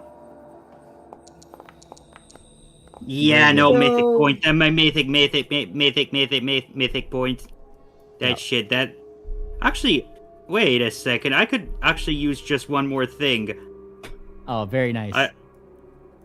That way I don't have to spend my mythic point. Whatever you're telling him, he starts freaking out more, and maybe, depending on your role here, you can just one more thing out of where's it. Just let me find it. Where is it? There it is. Nice. Oh wait, hang on a second. This is only if I pursue a lead. No, wait. It record. No. Never mind. Yeah, I could do it. Critically failed. I get to re-roll. Go for it. Request. Yeah. All right.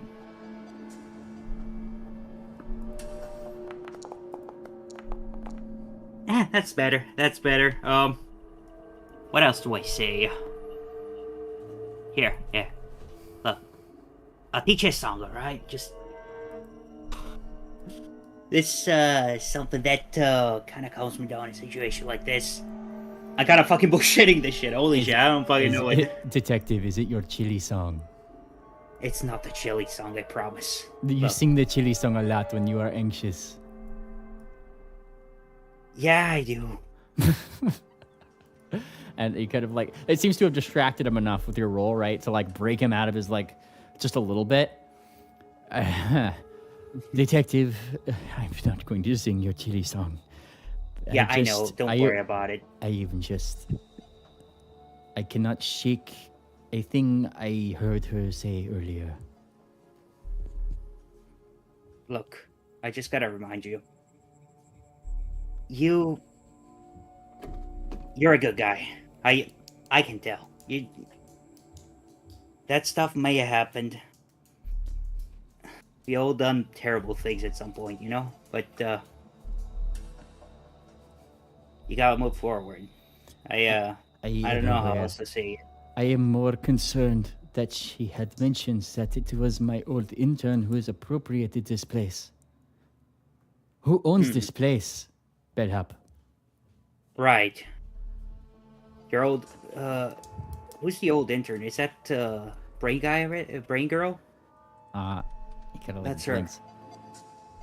Precisely, detective. Yeah.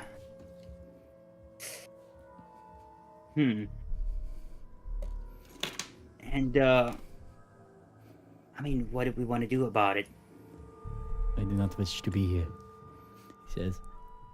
Well, we'll get out of this place soon enough. We're just gonna get out of this. Mm-hmm. Try not to look at the screen. Is there a bathroom, maybe? I'm sure there is one in here. Just around the way. Now, here's the thing. Mm-hmm. As you guys are, kind of like watching, talking, doing these kind of things, there is actually like a, I'm gonna borrow one of these deer here. There's like the sound of the elevator coming open. Ding, ding, ding, ding. And a deer walks in. He kind of has like a. Actually, I think I have a. Yeah, I actually have like a thing for these guys. Let me pull these guys over here. This one. Boop. You guys remember these guys, right? Peer reviewers, the publishers. Oh, there they are. Oh yeah. One We of them's didn't get along with them. Yeah, one of them's kind of holding. These are the ones that are like with Vexa, and they're kind of coming over like all officially, amidst all this, and finds Vexa over here. He's over. Let me just move her over here. Dr. Reisig, he says. Vexa kind of like looks over curiously, like, you know, she's just been in Zen mode, sort of. There's a new paper being published. Just doing my job. I gave it a look through. 2 new doctors, Erlin and Meyer, down in the lower, the lower inner region here of the inner dome. They used some of your research and one of their papers, and just wanted your blessing to look it over, make sure it's all good, and of course credit you in the paper. And she kind of she blinks. Oh, this should be good. I am always happy to help a new and budding doctor. And she pulls out her glasses, you know, kind of like puts them on. Let me see this paper. And you know those little floating things that he has around, right? And just like gestures it to her. And it's like a book with one page. You could just kind of swipe it. Just like swipes to like one page, right? And she swipes to one page, reads it over. And those kind of like nearby, I mean, it's like a bigger page. You could see it because she is just kind of hovering in front of this page that's bigger than her, right? You could see that there is 2 doctors credited on this thing, Erlin and Meyer, and Vexa von Macro is credited on the page, but it is smaller, like the name. And she blinks at it, and her like. She kind of puts her talon up. She doesn't seem to even read the rest of the paper. And she kind of like slowly puts down her glasses. Would everybody who is not my intern or Dr. Hernstam please leave the area? She just looks pissed off. Naturally, the ones that hear, like kind of like look over, like all of us? All of you now. And one by one, they all very quickly start single filing out of the room southwards. Even Dr. Ernstam kind of like looks over. Oh no, it's like seems like I've dealt with this before. And let me change this one here. Yeah, let me find it. Where's the thing? Yeah. This one. We'll do this one. A little bit slower. Yeah, that one. Some of them, like, that couldn't seem to make the door fast enough, seem to take a little bit of cover as Vexa just looks at this screen that just has Vexa von Macro as, like, the smallest credited name on this paper. The elevator door shuts.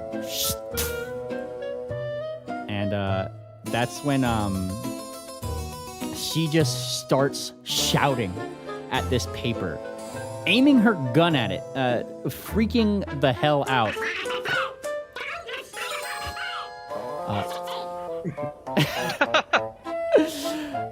She is just fucking going. As she's pointing her gun at this thing, she starts zapping her fucking gun. I need reflex. I need reflex save from Bellhop. Bellhop, I need a reflex. Yeah, there you go. You dive out of the way as like a wayward blast of it like reflects off of something. Peck. I need a reflex save from you. She's like freaking out about this paper. The reflex. Not great. And you equally like have to like die. Like it's like a line, right? Like Stock's balcony, but everybody kind of has to like dive aside, and the thing that was flew closest to you, diving behind a chair, kind of just gets absorbed by like the metal that's here for a second as she like takes a moment to like calm. This pisses Vexa off on such a nice evening. Like takes a moment. The poor peer reviewer has like backed the fuck up and is like in the same position like with Mr. DeBlister like over here, looking at like you guys who seem to have her intern symbols on. Like, do something. Like. So, what's the bad news? These ingrates. What are their names? Erlin and Maya. Look at this! And she shows you guys the credits on the page. Who is the name that you see first on this document? Erwin? Erlin. Not yours. Not Vexa's. Correct! I think I have a thing for you to do. Tomorrow, you get good rest tonight, yes? For Vexa, we send you a little intern task. Ooh. Yes. Who are we killing? You, no killing, no, stupid bird. And she like shoots close to you, like enough to make you fucking jump, probably. Stupid. Stupid bird. No. You will go and make Vex's name proper formatting. Yes? On okay. This we have to go talk to the two doctors and you revise. will pressure these two doctors, yes? And she like goes from calm to fucking incensed, it seems. She's just like, you will make Vexa's work pop. They use Vexa's work. She gets little credit. No, Vexa is big name. Big.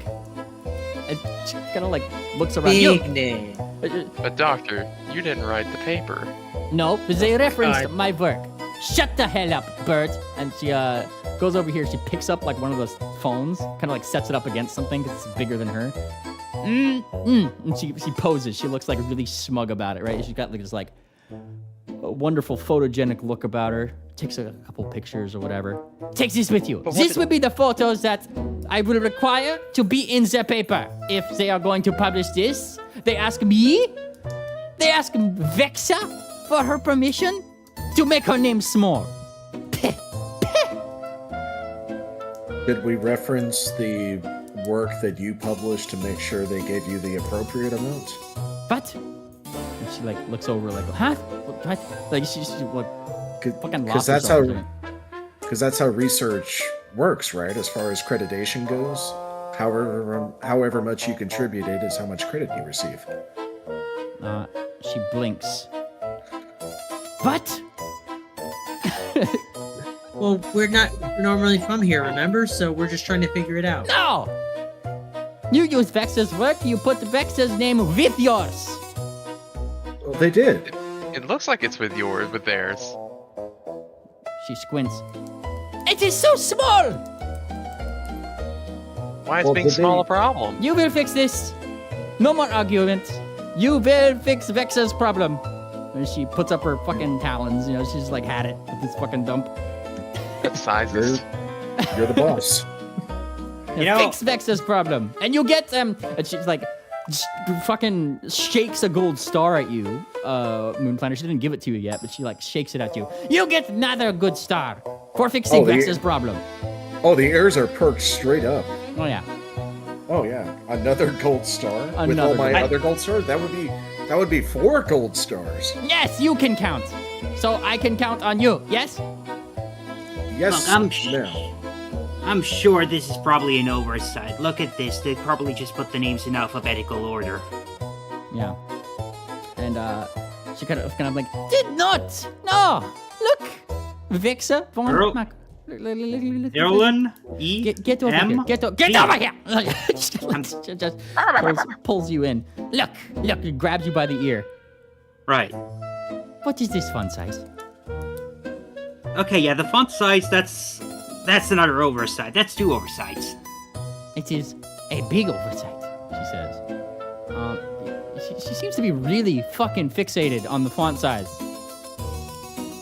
Okay, so how do you want it? You want it same size, bigger? I want it big. And I want my picture in there too. Take this with you. Look. Little thing. This is yours. This is yours now. I don't know whose it was before, but it is yours now. Could I have it autographed? She blinks. Yes. And she looks for like a marker. Vexa von Macro. If I may be so bold as to offer a suggestion, he leaves that as an open question. And she finishes up her autographs. Yes, humor me with a stupid question, please. Yes. Since we're going to be doing this work and it should be corrected as quickly as possible, should we have something like, what do you call it, an auto quill? So that way it can sign your name as big and as bold as it should be properly done? You are thinking of things, she says. You're not sure what that means, but she's like pointing at you when she says it. You are thinking of things. I want to be as good an intern as I can. Yes, you are. Yes. You seem to have like perked her leg, like she's like thinking of something now. Oh yes. Well, we think about this later. Go take care of Vexa's problem. Yes. Do not sign everything with Vexa's name on it. Vexa gets final say on what Vexa's name gets onto. You're the boss. Very well. And she looks at the where is he? Where is the peer reviewer? Over here, Miss Vexa. Where are they? In the lab, down close to here, actually, base of the control center. Oh, this is close. And look at that. And she looks to you guys. Go take care of Vexa's problem, please. Report back to me when you have an updated take this paper with you. And she like throws the digital document at you, the digital hologram document. It just kind of like hits the phone. Wind Planner kind of juggles it around a little bit to keep from dropping it.